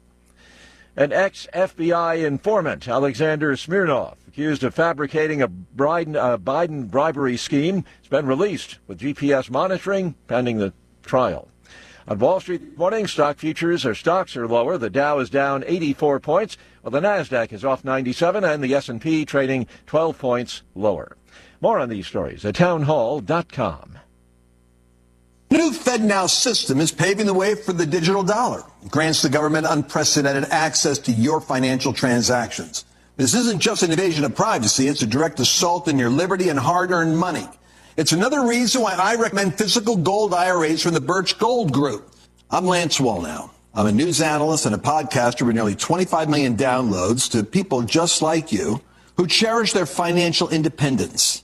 A precious metals IRA can help you avoid the scrutiny of Big Brother while also preserving your retirement savings through almost anything, including economic crashes, political instability, and even hyperinflation. To find out more, get your free info kit on gold IRAs by texting the word FAITH to 989898. Birch Gold Group is the only gold company I trust.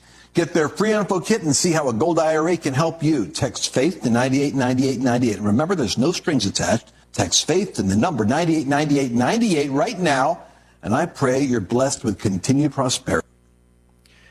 Apparently, a deadly attack targeting Muslims was a long time in the making. Researchers in New Zealand have been tracing the internet activity of Brenton Tarrant, the man who posted an online manifesto and then live-streamed his attack on 2 mosques in the city of Christchurch. They want to understand how he became radicalized. A government inquiry concluded the Australian hadn't posted on extremist websites. However, researchers have now traced anonymous violent posts to him, showing that he was planning the killings at least 4 years before it occurred. That's the BBC's Celia Hatton. Heavy snow is piling up across northern and central China. It is disrupting traffic, forcing schools to cancel class. Flights and intercity train traffic, on which much of China's commuters rely, have been delayed or canceled today. News and analysis at townhall.com. For this sports broadcaster, it's a family affair. Chris Carey has been hired as a play-by-play announcer for Oakland Athletics games on NBC Sports California, becoming the fourth generation of his family to work as an MLB broadcaster. Carey's father, Chip, is the TV play-by-play voice for the St. Louis Cardinals. Chris Carey's grandfather, Skip, called games for the Atlanta Braves for 30 years. And Harry Carey, Chris's great-grandfather, was a winner of the Hall of Fame's Ford C. Frick Award for excellence in baseball broadcasting. Keith Peters reporting. As of today, Amazon has been added to the Dow Jones Industrial Average, replaces drugstore operator Walgreens Boots Alliance among the Big 30. Another change, ride-sharing service Uber Technologies will be added to the Dow Transportation Index, Uber edging out JetBlue Airways. More on these stories at townhall.com.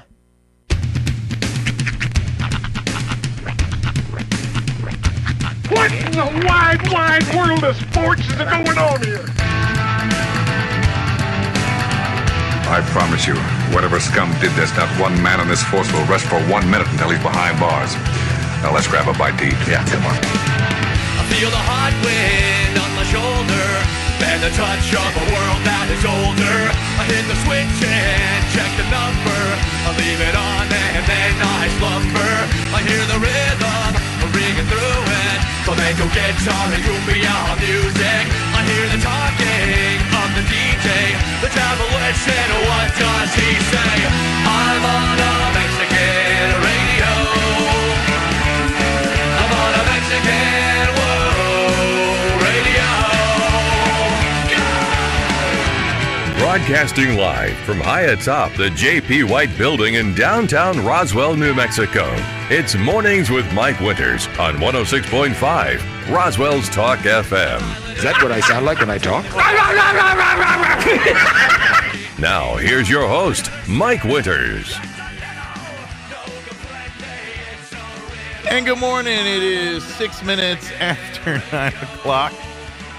Welcome to hour number 3 of Mornings with Mike Winters right here on 106.5 Roswell's Talk FM. Happy middle of the week. Indeed. And for some of you, it's like even closer to Friday. It's like your Tuesday. You started yesterday. It's like your Tuesday and your Wednesday all at the same time. Yeah, so now you're kind of like, dang. Unless you're, just a lousy shift worker like us. That's right. Big old pile of shift work. Gotta be careful. That's right. Okay, now there's Sean Hannity. So, pull back the curtain. And I'm a squirrel. I get distracted very easily. We got the TVs on. We got the Fox Channel app or whatever it is. I think it's an app, actually, that we got on. And they're showing their thing, and then all of a sudden, for a good 30 seconds, there was just a picture of Sean Hannity. It looked like it was the start of a video, but it didn't start. So for a good 30 seconds, it just looked like Sean Hannity thinking real hard.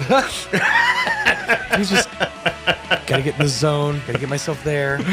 Mike, I think I just saw when Sean Hannity has to go to the bathroom. I saw his bathroom. That was it. Gets that 1,000-yard poop stare. One of my favorite things about when I used to live in Rio Rancho, we had one of those. I've talked about it before. One of those gigantic satellite dishes in the backyard. Oh yeah, it was an Echo Star. I think almost every rural home in the Midwest in the 1980s, if it didn't have one, the next door neighbor had the giant satellite dish somewhere in the property. I loved it too because I was a huge fan of the movie Stay Tuned. So when I saw it, I was like, "Ooh, I wonder if I can channel into hell with this." but the coolest part about having that satellite was, you get your normal channels, whatever, but you could also log into feed channels where it would be like before the reporter was like on the scene was like cut to. It was just like him getting ready. It's the raw feed that they get that they feed to their thing. Mm-hmm. So it's kind of like when you get national programming.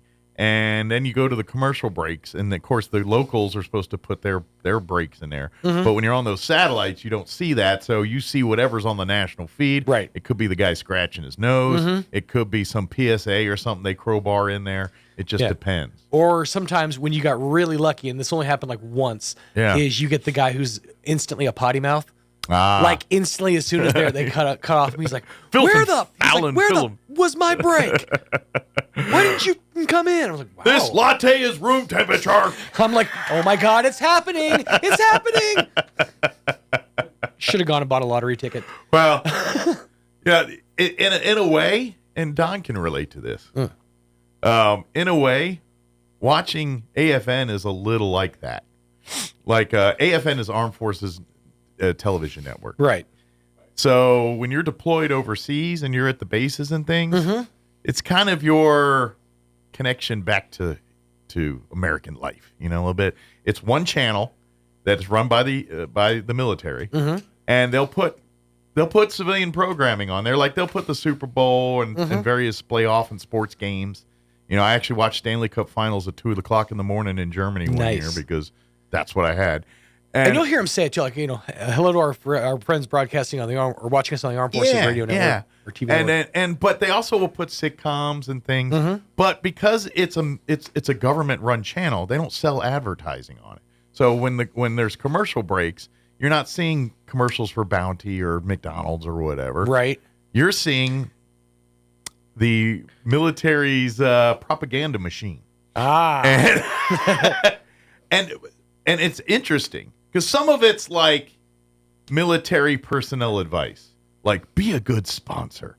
Like because when you come to a new base, there's a person from your squadron or from your office or whatever that is kind of assigned to get you oriented to the base. Right. They kind of make sure your lodging's taken care of. If a good one, like it takes your lodging RA, taken care of. You kind of introduce you to people, get you kind of settled in at the base. Good ones kind of introduced, and usually it's a social aspect. Hey, we're all gonna drink beer over at Bob's house tonight. Come on, hang out with us. We'll meet the guys, or it's that kind. That's what a sponsor. Sure. And so they have little things in saying like, be a good sponsor, make your new recruit feel welcome, and da da da. But then they also do quizzes and stuff, which is kind of fun, like the state quiz. And it's like multiple choice stuff. Which state is the only state you could spell on one key? And it's like so it's kind of like going to the movies early. A little bit, you get like the trivia but stuff. The military ones are always, and some are for the officers, some are for enlisted. And, I've never thought about it's all just and some of it's just. Have you filled out your DD form today? Or whatever it is. I want to go find that now because I never thought about program like filling those commercials, especially during like live like sporting events and stuff. You have to fill those breaks. Or in the middle, it's like deployed. Make sure when you get back to duty station, you visit to get settled up for your accounts and affairs. I mean, they literally. It's just funny to see. It's different, and most of it's not as entertaining unless you're in the military to get it. See, but that's the inspiration for a guy like me, young me, to join the military. It's like, well, somebody had to produce those videos. Yeah. So that means there's a production department. Oh yeah, there is an Adrian Cronauer in the military. Yeah. Those guys, they exist. Never hearts fired. and minds, man. There's the heart side of. And hearts and minds side of military. Never fired bullet one. I pick up a camera. That's what I do. Yeah, that's how I fight. But here's the problem, Sean. Depending on the branch of which you serve in, even though your day job is to sit behind a radio or take pictures of things, you still got to go through all the same training. You got to meet the same specifications. You got to do all the same, except when the fighting goes down, you ain't got a gun. You got a camera. You might have a handgun or something. Here's what they don't know. There's a gun in the camera. See? That's how you get them. Oops, wrong button. Sure, it breaks Geneva Convention standard, whatever. So, yes and no. I mean, it's a little bit. Yeah, I mean, you're not the, but, when stuff goes down, you're the guy with, all right, can I get one of those? Yeah, so. But anyway, happy Wednesday. Yes. That's where we started with all that. And hope your day is going well. Weekend's just a little bit closer. And actually, we've got to put something on your... That's the main reason why Don's joining us today, because we do have an event on Sunday. that we'd like to invite you to. This Sunday at First United Methodist Church, our American Legion Post 61 family is going to be doing our annual Fort Chaplain ceremony. And it's a story, and we'll get more in depth here when we kind of talk with Don, but and I've talked about it multiple times on this show, and it's a story of these 4 chaplains that went basically doing everything they need to do above and beyond and should be Medal of Honor winners, but because of dates and times and circumstances, they don't qualify. But what they did was, one of the most selfless acts a human being can do. Absolutely. So we're going to talk about that, and invite people. I'd love for you, if you've never been, please come for the first time. If not, we'd love to have you. First United Methodist Church is kind enough to provide a home for us, but we kind of look like a little fish in that big pond. We get in their big chapel, and we only have 20, 30 people show up, and it kind of looks a little light in there. So love to, come and fill a few more of the pews at the church here on Sunday. Yeah, but we'll talk more about it here in just a bit. So, and then, of course, what else was I going to say? There's something else I was going to say, and I just completely spaced out about it. Oh, well, it'll hit me later. Yeah, age will do that to you. Yeah. Age and misuse of body treatment, all that stuff. 9:14, let's go ahead and get you up to date on the weather.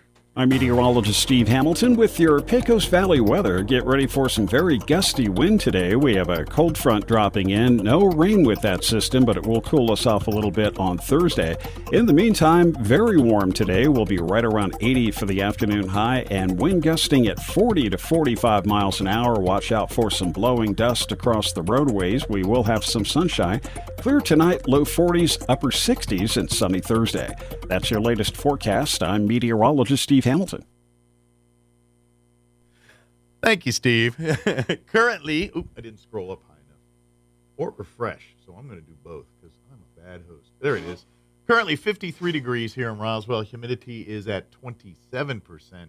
That's dropping quick with winds out of the northwest at 5 miles per hour. That's dropping quick, you may notice, because we were up in the 70s when I started the show. Now we're down in the 20s for humidity.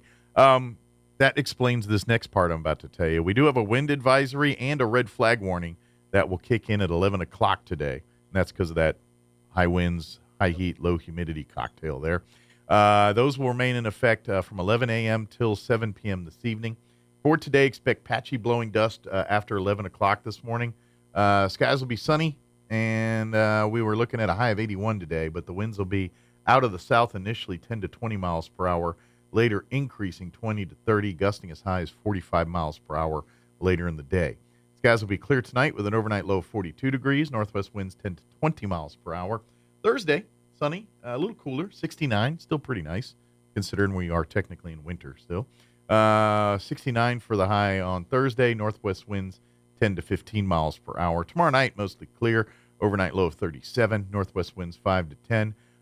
Friday, mid-60s, sunny, 66 for a high, northwest winds 5 to 10 miles per hour. Then we warm up for the weekend, mostly sunny, back into the low 70s, 73 for a high on Saturday, mostly sunny, low 80s, 82 for a high on Sunday. And then I see 78 and breezy for Monday. I don't like that term, breezy. It's a very misleading term. All right, it is 17 minutes after 9 o'clock. We're going to take a quick 3.5-minute commercial break, and then Don Weld with American Legion Post 61 will join us. Don't go away. Get ready, Roswell and surrounding areas. The biggest block party of the year is coming to the Liberty. The first annual Rock the Block Downtown Block Party, Saturday, April 6th, in the parking lot of the Liberty in Roswell. An all-day block party with fun for the whole family, plus food trucks and vendors, a beer garden, and more, featuring Los Lonely Boys. How far is heaven? Lord, can you tell me? With special guest Shiloh. I still don't get you, hard as I try. Is there no endeavor inside? And Robin Scott. When you turn and you walk away, it will be one big glorious day. Tickets Tickets are available now at thelibertyinc.com. Get yours before they're gone. And don't forget about the after party live inside the Liberty. Gates open at 3. Tickets and more info at thelibertyinc.com. Rock the Block 2024. Saturday, April 6th in the parking lot of the Liberty, 312 North Virginia in Roswell. Hi, this is Melanie from Glenn's Furniture, and I want to tell you about our store-wide sale happening now. All items in every department are on sale. Upgrade your living space with power reclining sofas and love seats or beautiful sectionals with charging ports. Create ambience with amazing table and floor lamps. Get that long-awaited restful night's sleep with the new Serta mattress. Every department is on sale from our existing prices. So come down to Glenn's Furniture on the corner of Union and Alameda, where delivery is free since 1953. Mark your calendars. February 24th, the Roswell Symphony Orchestra invites you to their next concert, Masterwork. Bach, Mendelssohn, and Haydn. Bach's timeless and sublime musical voice takes a spotlight on the first half of this program with the Brandenburg Concerto No. 2, featuring soloists from the orchestra. Join us at Pearson Auditorium for a pre-concert event at 6 p.m. with concert beginning at 7:30. For tickets and more information, please visit roswellsymphony.org. Sponsored by Pioneer Bank, New Mexico Arts, John Houston, and Holly Shirts. Ad paid for by Roswell Lodgers Tax. Double Up Days are back at Roswell Honda, and that means up to $2,000 becomes $4,000 towards your next vehicle. Get a 2017 Ford Explorer just $319 a month, or a 2019 Nissan Versa just $209 a month. Get a 12-pack of soda and a Vegas trip voucher just for stopping by, a shot at the cash grab with a test drive, and 2 tickets to Apex Cinemas with any purchase. And join Roswell Honda February 24th from 10 to 1 for free food, stuff for the kids, and your chance to win a 75-inch smart TV at 1 p.m. Double Up Days are back at Roswell Honda, 2177 West 2nd.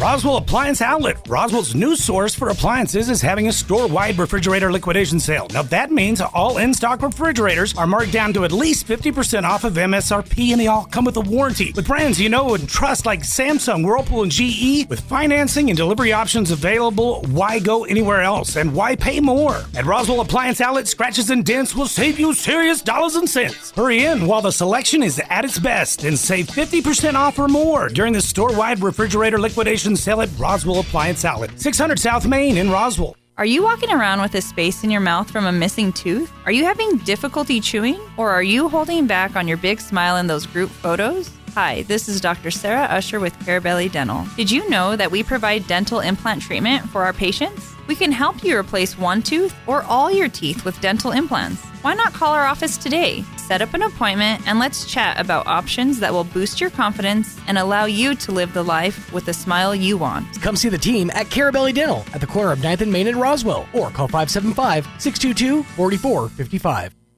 You can't hunt camels in Arizona, but you can buy them. They go for about $10 a pack. Here's Mike Winters.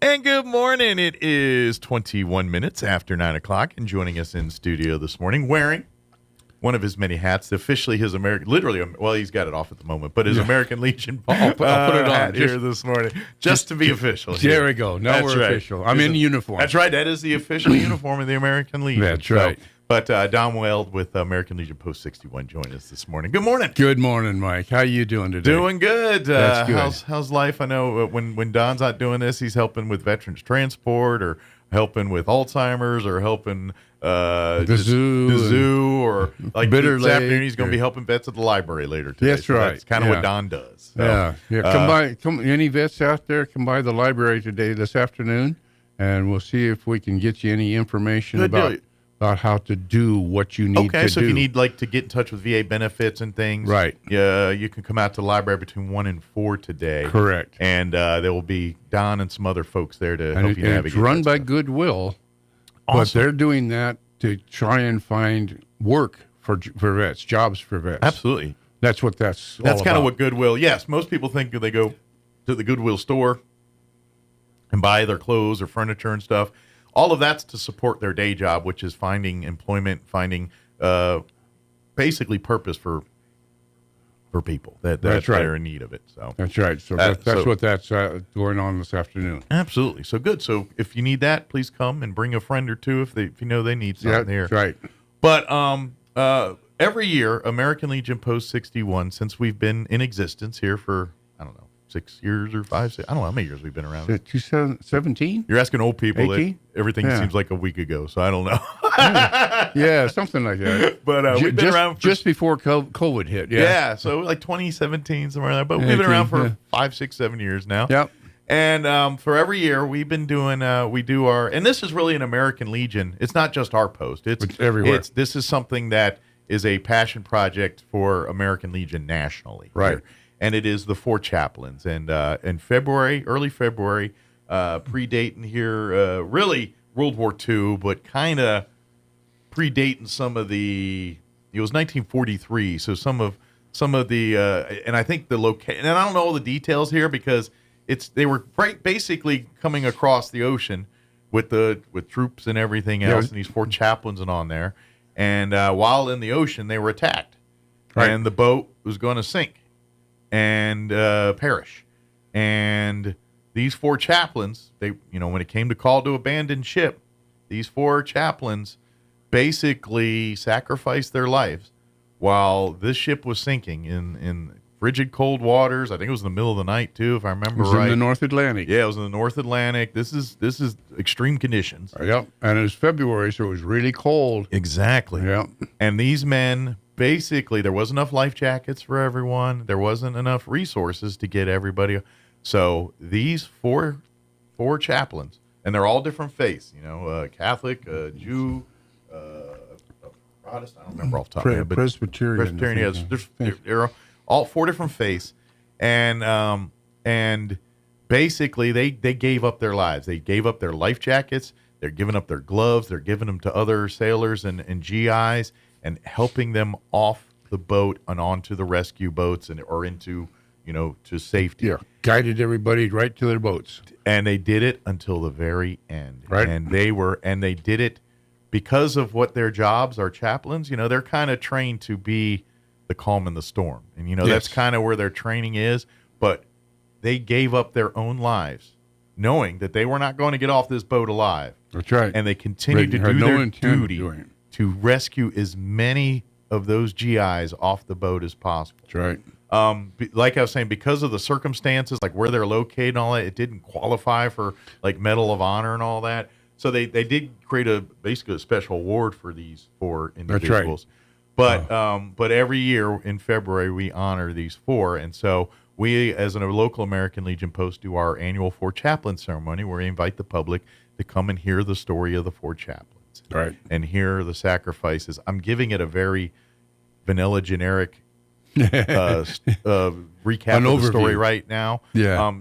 Hear the ceremony, be a part of the ceremony. You can hear more of the details. You hear more of the background. And then you really show an appreciation of what these 4 individuals did. Yep.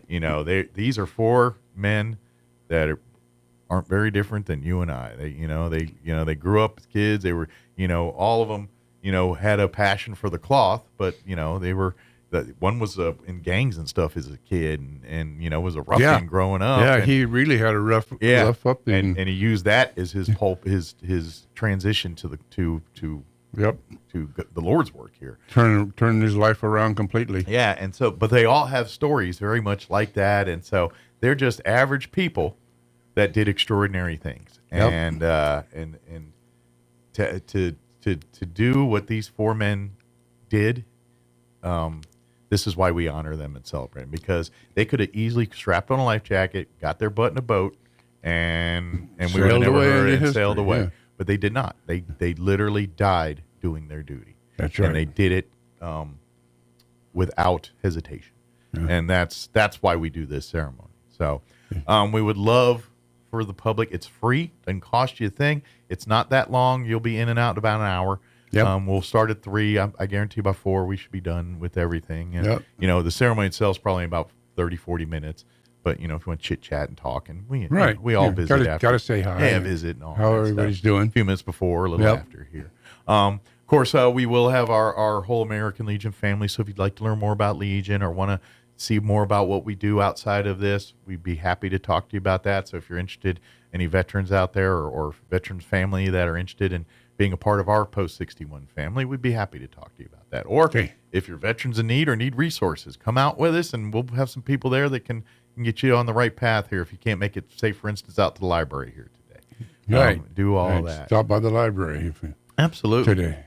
And of course, so that's this, again, it's 3:00 this Sunday at First United Methodist Church there on Pennsylvania, I think is the Yes, actual. Pennsylvania and 2nd. Yes, and we'll get there about 3:00. We'll be right in the main entrance. Right. Come on through the main doors. The ceremony itself will be in the main sanctuary, the chapel there at First United Methodist Church. Right. And that's why I said we'd love to get as many people because we got room for a bunch. It's a big, it's a big chapel. church. Yeah, but we kind of look like a little child in a grown man's pants in there. There you go. That's a good analogy. Yeah, I like that. Yeah. So I'd love to have you come and do that. Another thing we've been talking about here too, and other things if you'd like to participate or get more involved. As of the first of this year, we the American Legion Post 61 family are the official owners of Memory Lawn Cemetery now. Mm-hmm. We are the stewards. We're the ones that maintain it, take care of it. If you need burial services or anything like that, we have the sexton. Thank you. That's Sexton, the term I was looking for. They're under with us to make sure you get taken care of. We have an expert that knows the burial business. We all don't know that very well. That's not our business. But we're our goal is to keep making improvements out there, to getting it to be back to the place of honor that it should be. We've made a lot of progress over the last couple of years, and we're not nearly done. Oh no, I know. But I am proud to say of our folks that you look at that cemetery today as compared to say 8-10 years ago. It is not the same facility. It went from a rundown, abandoned piece of property to a place that at least you can now tell it's a place of reverence. Yeah. It still needs grass work. We need irrigation. We need to do a lot of work on the stones and things out there. We've got bigger plans too on some other things being put out there that would obviously enhance and go well with what the theme is for a cemetery here. But we will continue to support it and continue. And if you would like to join us in this cause, we're still taking donations to make directly towards Memory Lawn. Let's just say this. It does not pay for itself for the cost of burying people and things like that. It is it's not like 12 of those are going on a day. They might get one a month, 2 a month, something like that. It's not that often. So therefore it doesn't pay for itself. So you're thinking, well, shoot, just use the money from the burials to pay for that. That doesn't cover it. No. Especially the amount of work we got to do. So we rely on donations, support, whatever money we can garner for whoever will give it to us to make that happen. So if you'd like to donate, whether it's $10, $50, $1,000, whatever it is, it will go to the up cost and maintenance of Memory Lawn, whether it's buying gas and stuff for lawnmowers and weed eaters, or if it's to pay for pipes and irrigation or grass seed or stone repairs or whatever. It'll go towards that, and it'll go directly towards that. Yeah. If you donate to us directly and just say, hey, here's a donation from American Legion, we will put it wherever we see needed. Might help a veteran get a room for a night, might help buy us turkeys, Thanksgiving time for a group in need. It might help us build charity bears for the law enforcement, or do some of that other work that we do, or might go into potholders. So we sell at our farmers market and stuff that help us raise more money to do these kinds of things in the community. Yeah, and that's the whole intent of Family 61. Yeah, is that we want community service. We're here to serve the community. Yes, we are a service organization first. That's right. With a slight social aspect. We are not a post that has our own facility with a bar or nothing like that. We meet at a church, and we're social. We like to hang out and chit chat and be friends, and that's part of it. So if you're looking to meet new people and have friendships, we got you covered. Yeah. But we are not the party group. We're not the group that does the bars and all that. So nothing wrong with that. That's just not what we do. No, that's just not our thing. And so we focus more on these projects we pick, and to be honest, we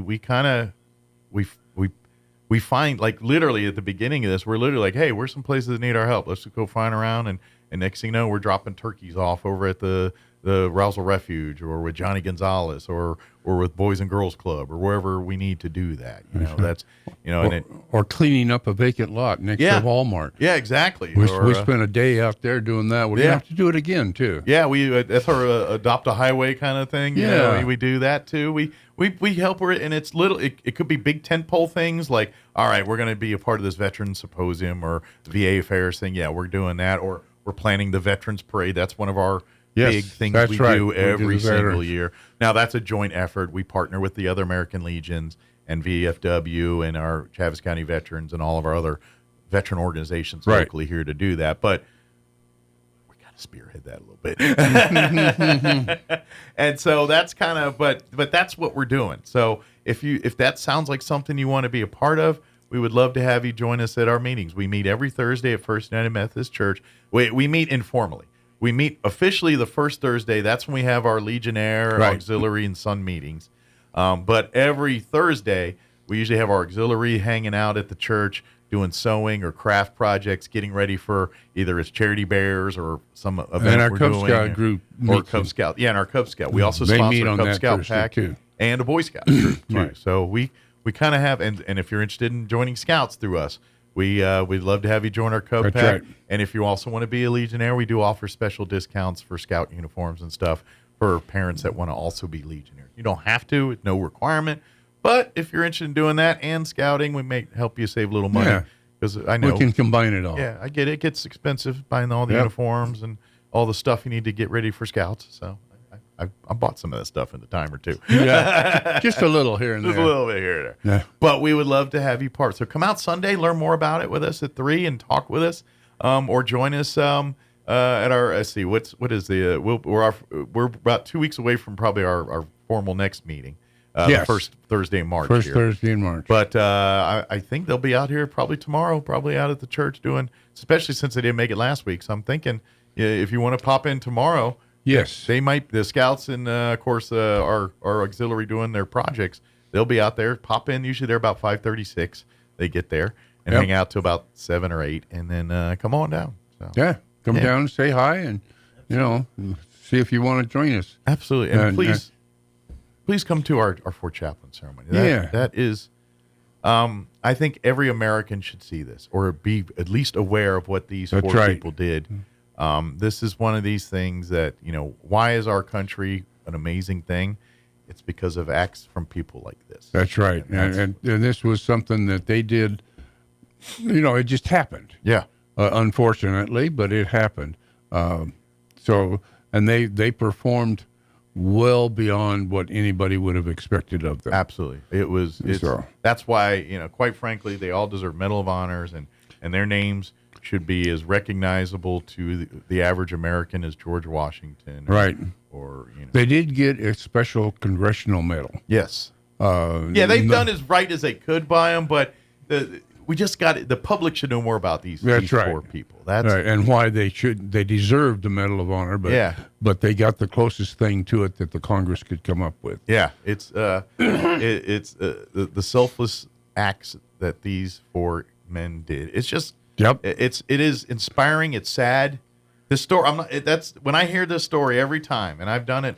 I've heard it 100 times now. I think. Yeah. I've been through it. I've read it, done it myself, and every time it puts me in the same place. Every time I get through it, it's just like, because and we reflect. I reflect a little bit myself. I'm like, if I was in these gentlemen's shoes, I'd like to think I could do that, but could I? Yeah.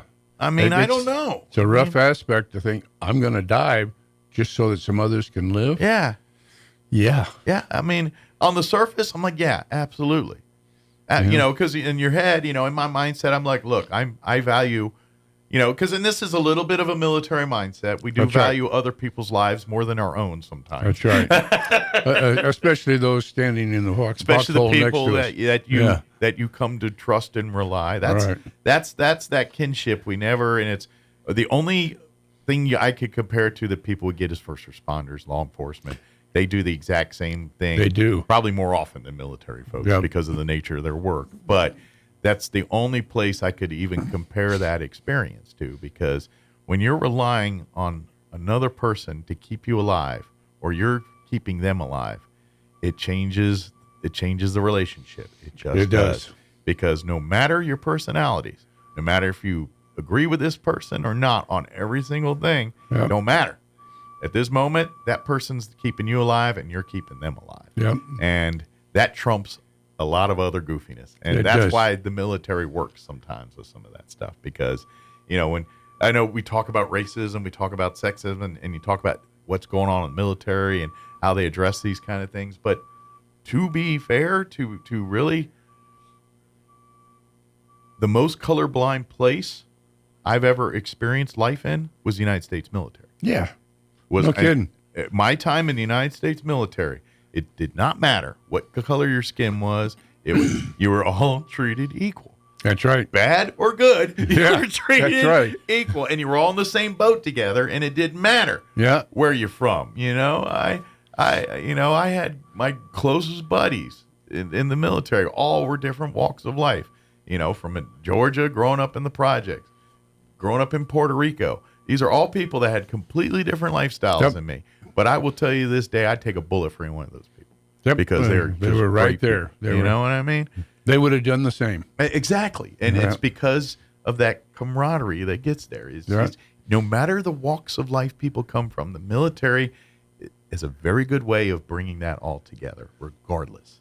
And so, but that being said, I get off topic. We would love to have you come be a part of our family. Come learn more about Post 61 and what we do. We're always looking for new folks to be a part of our group. Always looking and new people bring fresh ideas.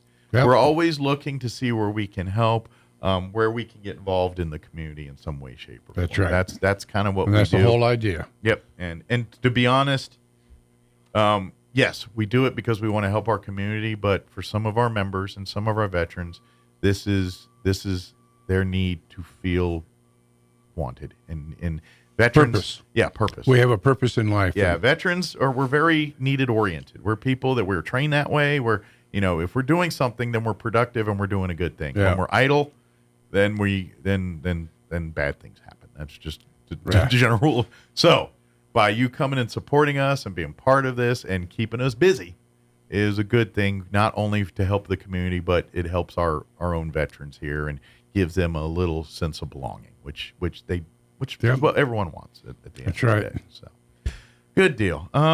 Did we miss anything, Don? Is there anything we Not really. feel like on that line, Ronald Reagan once made a comment. About Marines. Okay. That many people go through life wondering what their purpose is, whether or not they made a difference. Right. And Reagan says, the Marines don't have to worry about that. Well, American Legion is the same way. Yeah, absolutely. We don't have to worry right. about whether or not we made a difference because the American We Legion just did. has. Yeah. Yep. It's that, and so we love, and if you're looking, I'm telling you, if especially if you're older, maybe you're by yourself, or you have a very small social circle, and that's starting to get to you a little bit. I get it. When you're home alone and things, it's fun That's for right. a little bit, but you're left to your own devices. That's when depression and some of the negative things That's right. creep in. Let's help you put some of that back into your life and give you a sense of purpose and sense of like you're wanted and needed, and that's what we want to do. And by the way, we're good people. We're pretty funny. We get along We're well. laid back. We're we'll crack jokes here and there, and Sure. we're not. But at the end of the day, we all just committed to helping. It's good when you can laugh digging a ditch. Exactly. That's kind of, but that's the military. That's right. That's the military. When you you're out enjoy there it. painting rocks for no reason, you're doing it with your buddies and you're cracking jokes, and we're all talking about this is dumb. What are they doing this for? Yeah. What do you mean dig a hole and then fill it in? Yeah. It's but it was fun. Yeah, absolutely. And that's kind of what we are now. We do that kind of thing. Yes. We get involved in the community, and we're just going to keep growing that way. Yeah, absolutely. Commander got me one more thing to remind folks about too. Thank you, Commander. Yes, our scholarships as well, too. That's the other thing we've got to mention. If you go to roswelllegion.org, all one word, there's going to be 3 L's in the middle. It's going to look weird, but that's how it's supposed to be. Yeah. Because there's the 2 L's in Roswell and then the L in Legion. It's all. So you're like, is that right? It's right. Go to 3 L's. Go to roswelllegion.org, and you'll find a link to our scholarships right there on the page. We offer scholarships for people continuing into college. So, and it's obviously there's a veteran. If you are a veteran or you're attached to a veteran as a spouse or sibling, or brother or son or daughter, something like that. There we go. That's what I was thinking. You are eligible, and then of course your degree or whatever your extra education's going toward is in a STEM related field, right? Which is very broad. That's HVAC, air conditioning, that's doctors, that's military, that's police and fire and rescue, that's nursing. Pretty much anything that uses math or science or any way, shape, or form falls under STEM. So that's pretty much almost every position out there it could qualify as a STEM thing, but we do have the military. But you write a short essay about the Constitution. You can read all the rules, and we can get you quite a bit of money.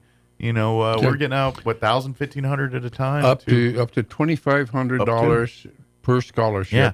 And you can do that every year. Absolutely. And we've had, and whether you're continuing college or just leaving high school to go to college, if you're going towards higher education, trade school, as long as it meets the criteria towards STEM, then you're eligible for this scholarship. That's right. So, and I'm telling you, we don't get but a half dozen or so a year. You're pretty likely you're going to get it. So if you do a good job on presenting your paper and everything, we're probably going to guarantee you some money. Yeah. So again, go to roswelllegion.org and read all the requirements. Get your forms, your application, and your essay put together, transcripts, all the things that we're going to ask from you, and get that packet turned in. And then once here in pretty soon, when time comes here, we're coming up to a time when we have usually to get we do it in the together. spring, don't we? Yeah. Summer. So we're coming up pretty quick here. Because we're looking towards the fall. Yeah, to start in the fall. So semester. usually around April-May time frame, we're looking at these scholarship applications. So get them in now. Get them, and please make it hard for us. And if I love that. If there's more applications and they're all worthy, that's a good thing. I want that. Now a lot of the kids are in school right now, but the parents absolutely listening to the radio. Write it down and let them know. You got a senior out there that's looking to go to college. They need a few extra dollars to go to that college. Get in there to roswelllegion.org. Absolutely. And get them to apply for that scholarship. Absolutely. And you can use it when you're ready for it. We'll send it directly to the institution, everything. Yep. So if you're like, well, I'm not going for another year, okay, we'll hold on to it. And then when you're there, they'll get it. So that's right. So even if you're like, well, I'm going, but I'm not going to go for another year, no problem. That's Apply. right. We'll Get in there. it. We will. It'll be there. Get it and hold it for you to make sure it gets to when you're ready to use it here. Now, there will be a statute of limitations. It's like 10 years later, and we're like, then we're going to say, we might want time to fish or cut bait, bud. Yeah. Let's but hold we that get off it. a little. Your time. You got to get your ducks in a row before you go there. But so please fill that out. We love. We have some very great people that can give in money doing that, including people that don't like to be mentioned about it, but they are very appreciative. But we are very appreciative of what they do. For us. So we got the scholarships. We got this Sunday. We got the chaplains. Yes. Come by and see us on Thursday nights. Yeah. And one other thing. I know this may be a little early. Mm-hmm. Wreaths Across America. Now it's never too early to get. That's right. If we have a link all right year, there on the website. So when you're looking at for the scholarships there, you'll see one right. It's right in the center. So it's Wreaths Across America. That'll take us to our Wreaths Across America page. You can buy a wreath, and what'll happen at Christmas time here in December, what we'll do is all the wreaths that people purchased, we will get them. Literally, a truck will roll in with hundreds of wreaths, and then we go and put them on the graves of veterans. We start at Memory Lawn, But then what's left over, we'll go to the downtown here. We'll go down to South Park to help out there, or wherever the memorial at the memorial courthouse. Yeah, the courthouse, and then down memorial. to South Park and do any more down there. So, so if the more wreaths, the more. Like last time, we got about 200 or so. Yeah, and that almost covers the veterans at Memory Lawn. It's a. We could have probably used another 40, 50, 100. Yeah, 100. Because we've got 290 some odd. Gotta have to look that up again. Close to 300 that we know of veterans at Memory Lawn. Right. And I'm sure there's a few more veterans that maybe aren't marked as veterans. That's right. We have just to don't know the research history. those some more and find them. Yeah. Fortunately, some were a good hunk. They were kind enough to put their service on the marker. Right. And that makes it very helpful. They'll either have the coin or they'll, say whatever. US, especially if they were war veterans, World War II or Vietnam veterans, you'll see. I believe it was a World War I or so. I think I've noticed a couple. I think there were some out there. I noticed some even predate World War II. That's an old cemetery. It It's been around for it is, and so a long time. We want to honor those people, but we also want to preserve that. So when our grandkids, and we're long left this earth, they go there and look and say, "Man, look at this man from World War II or World War I that served," and then that's history. Absolutely, it's living history, right? I mean, that's a bad pun, but I mean it's literally physical history right there in front of you. You know what I mean? And so that's why it's so important. And these were the same people who, throughout the U.S. history, they may have come back from a battle and then died later, but they gave a portion of their life to making sure that we're all of us free enough absolutely to do those things that we do. We talk so much now, rightly so, about our GIs coming back and the PTSD, and we're very cognizant of that's a thing. That's right. World War I, World War II, Korea, Vietnam. Vietnam was probably the first when they started saying maybe this is a problem, but prior to that, mental health was not covered in that. It's not even addressed.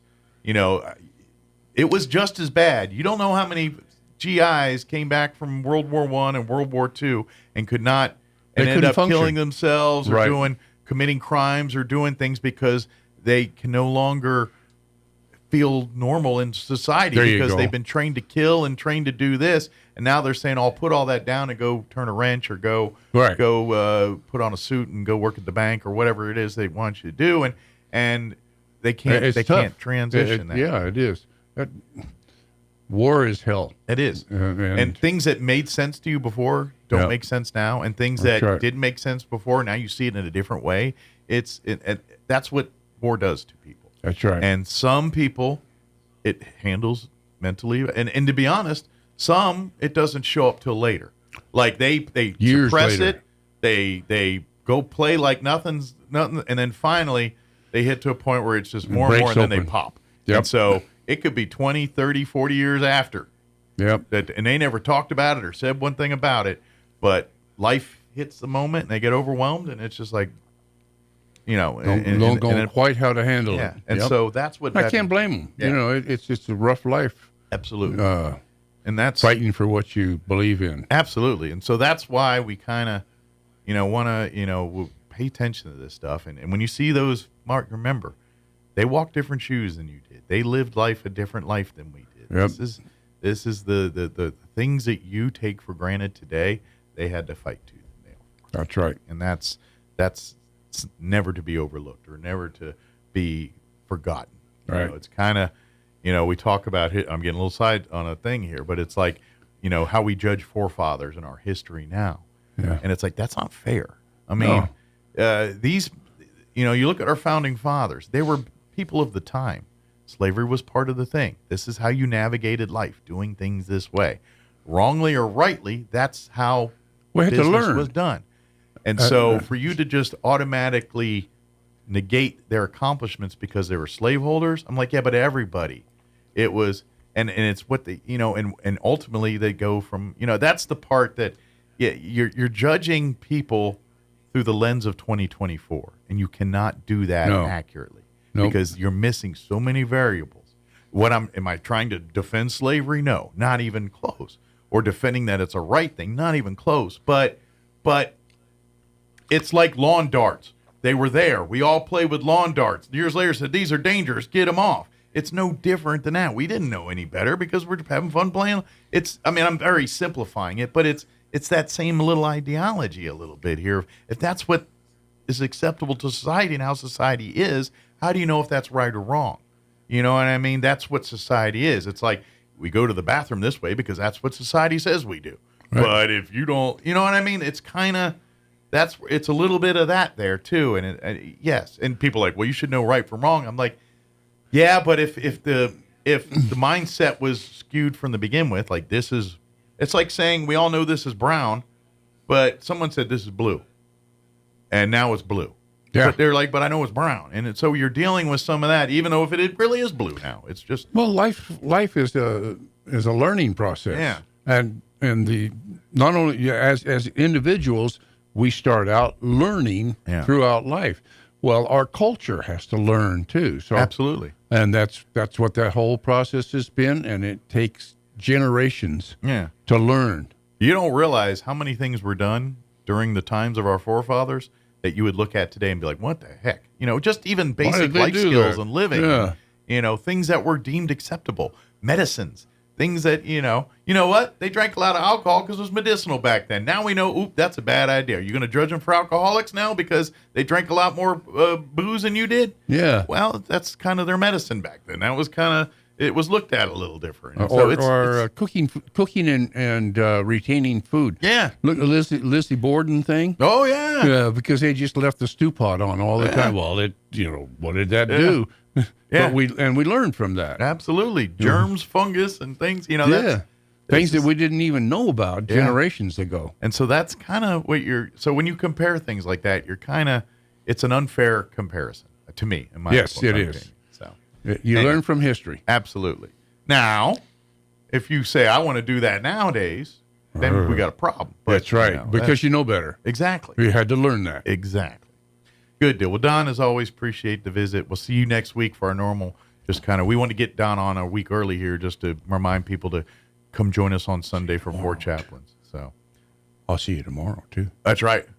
Is tomorrow Tomorrow's Thursday. That's right. Yeah. But it's Bitter Lake.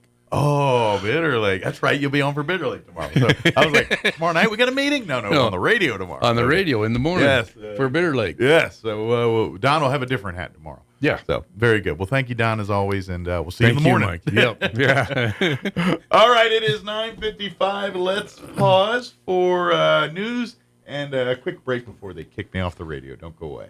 Now, your Pecos Valley News Update. I'm Jared Cirillo. Carlsbad Police and the Eddy County Regional SWAT team were successful in arresting 2 people on Tuesday after a short standoff. A statement from CPD says officers observed a man identified as 41-year-old Robert Kane William.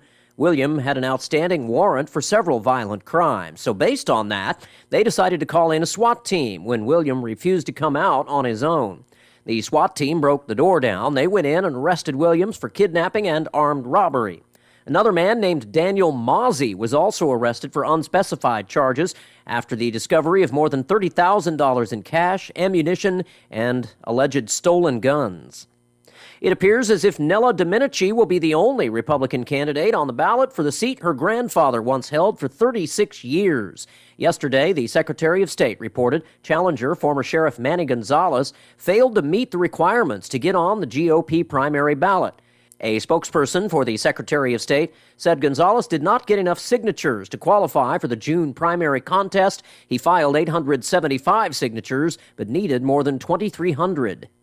You're up to date. I'm Jared Cirillo reporting. I'm meteorologist Steve Hamilton with your Pecos Valley weather. Get ready for some very gusty wind today. We have a cold front dropping in. No rain with that system, but it will cool us off a little bit on Thursday. In the meantime, very warm today. We'll be right around 80 for the afternoon high and wind gusting at 40 to 45 miles an hour. Watch out for some blowing dust across the roadways. We will have some sunshine. Clear tonight, low 40s, upper 60s, and sunny Thursday. That's your latest forecast. I'm meteorologist Steve Hamilton. With the Wall Street Business Report, I'm Rich Thomason. On the heels of yesterday's losses, Wall Street opened lower this morning. Investors are waiting for NVIDIA's quarterly earnings release, a bellwether report known to move the entire chip-making sector. NVIDIA was down about 1.5% in pre-market trade, following a decline of 4.4% yesterday, which weighed down the entire tech sector. Amazon rose less than 1% in off-hours trading after the announcement that the e-commerce giant is joining the Dow Jones Industrial Average. Amazon will be replacing drugstore operator Walgreens Boots Alliance.